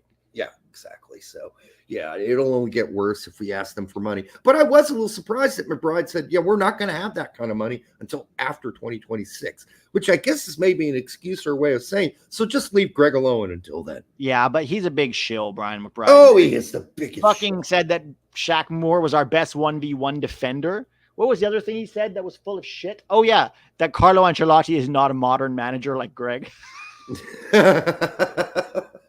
Well, yeah, I mean, that was pretty ridiculous. But, that's why a lot of people said when Miola came on in his place the day before, hey, just keep Tony. At least he's not a Bryan shill. McBride out of it, man. The dude's been struggling since he left U.S. Soccer. Nobody's hired him, right? So no job. He's trying to get back in with some shill comments. Well, he certainly doesn't want to put himself at risk, which is why bringing him on the show is really ridiculous. You can't have a risk-adverse critic.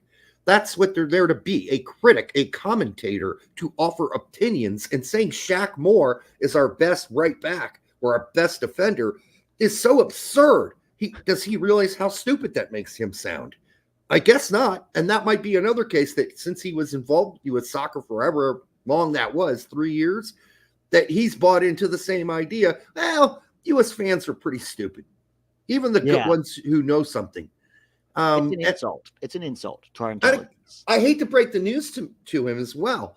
Casuals don't watch what's the name of the show that Jimmy does? I just forgot it, but they don't watch that show. Call it what you want, or call it what you want. Casuals don't watch Kicking It. Casuals don't watch any soccer shows. Okay, that's a step into uncasual, seriousness. So, yeah, no casual watches soccer shows. I'm just sorry. There might be some new people who've moved out of casual into I want to get more involved. There are fewer of those because of what we talked about before. But that's a long journey to become an actual informed, U.S. soccer fan. That's a journey. It's not something that happens overnight. It takes time. But the problem is a lot of people like that will listen to Bryan McBride because, he's an ex-player. Of course, he knows what he's talking about and not even consider that he might be, shilling for the Fed. Mark Cuban pays for Pep. We will be there. Of course, I'll take Pep in a heartbeat. Yeah. I have real doubts if Pep would be a good national team coach. I don't think he would be. I don't think so either. He is meticulous. He is super freak, detailed. And he's a control freak. He's a joystick guy. And that's probably doesn't make out to be a very good national team manager. Also, he's only ever done it with non-stop world-class players at his disposal. Barcelona, right? Bayern Munich, Manchester City. Yeah. We've never seen him coach a lower level of player to become anything. And so I really have my doubts about Pep. I think Mourinho would make a better international coach because he knows how to win in the short term. Yes. Right? He'll make us very defensive. Gio will probably never play again. But that's probably true. Yeah. Or he'll put him wide. He'll be like, listen, Gio, you go up, and then we counter-attacking with you, and then we come back, and no one is in trouble. Yeah. Truly the best options that are actually realizable would have been Matarazzo, obviously, who did get a call and wasn't taken seriously and was also complained about not being treated well. And just like Jesse said, I wasn't treated well. Well, the reason he says that is because they basically said in words, you have the job, right? If the job is yours.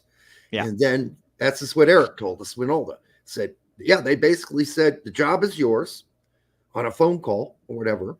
And then 3 days later named Greg. And by the way, I heard this from somebody else too. Okay, good. I heard that from a separate source that said the same thing, that Greg, Jesse was telling people in Chicago he had the job. Yeah. Yep. And that's what Eric said too. I mean, can't believe what everybody says, obviously. But when multiple sources say the same thing, it does. And it sounds like something U.S. Soccer would do. You know what I mean? Absolutely. And I guess what happened, this is what was described to us, but some of this was off air, was that they started calling the players. And the players, some of them said, no, we want Greg. And we know who those were. It was Weah, and Pulisic was the most important one, right? Pulisic lobbied for Greg. And now he gets what he gets. And it's partially the players' fault. Yeah, that's what I said too. I said, look, it's not just their performances on the field. That leadership council wanted Greg back. Yes. So this is on them as much as anybody else. Now, the players who didn't want to get Greg back are just living with it. But can you imagine how frustrated they must be? The Gios, the Scallies. Balogun is probably like, I didn't sign up for this. Like Balogun was there when Hudson was in charge, right? Right. And he got to score goals in the Nations League. He was like, this is fantastic. Right. And then he said Greg. And do you remember after he got frustrated with Greg? I think the Uzbekistan game. And then the next day we get a special video of them hugging. It's like the fucking propaganda. It's like North Korea up in here. Yeah. Listen, coaches and players argue. It's not a big deal. I mean, as long as you're not throwing things at them, usually you get over it.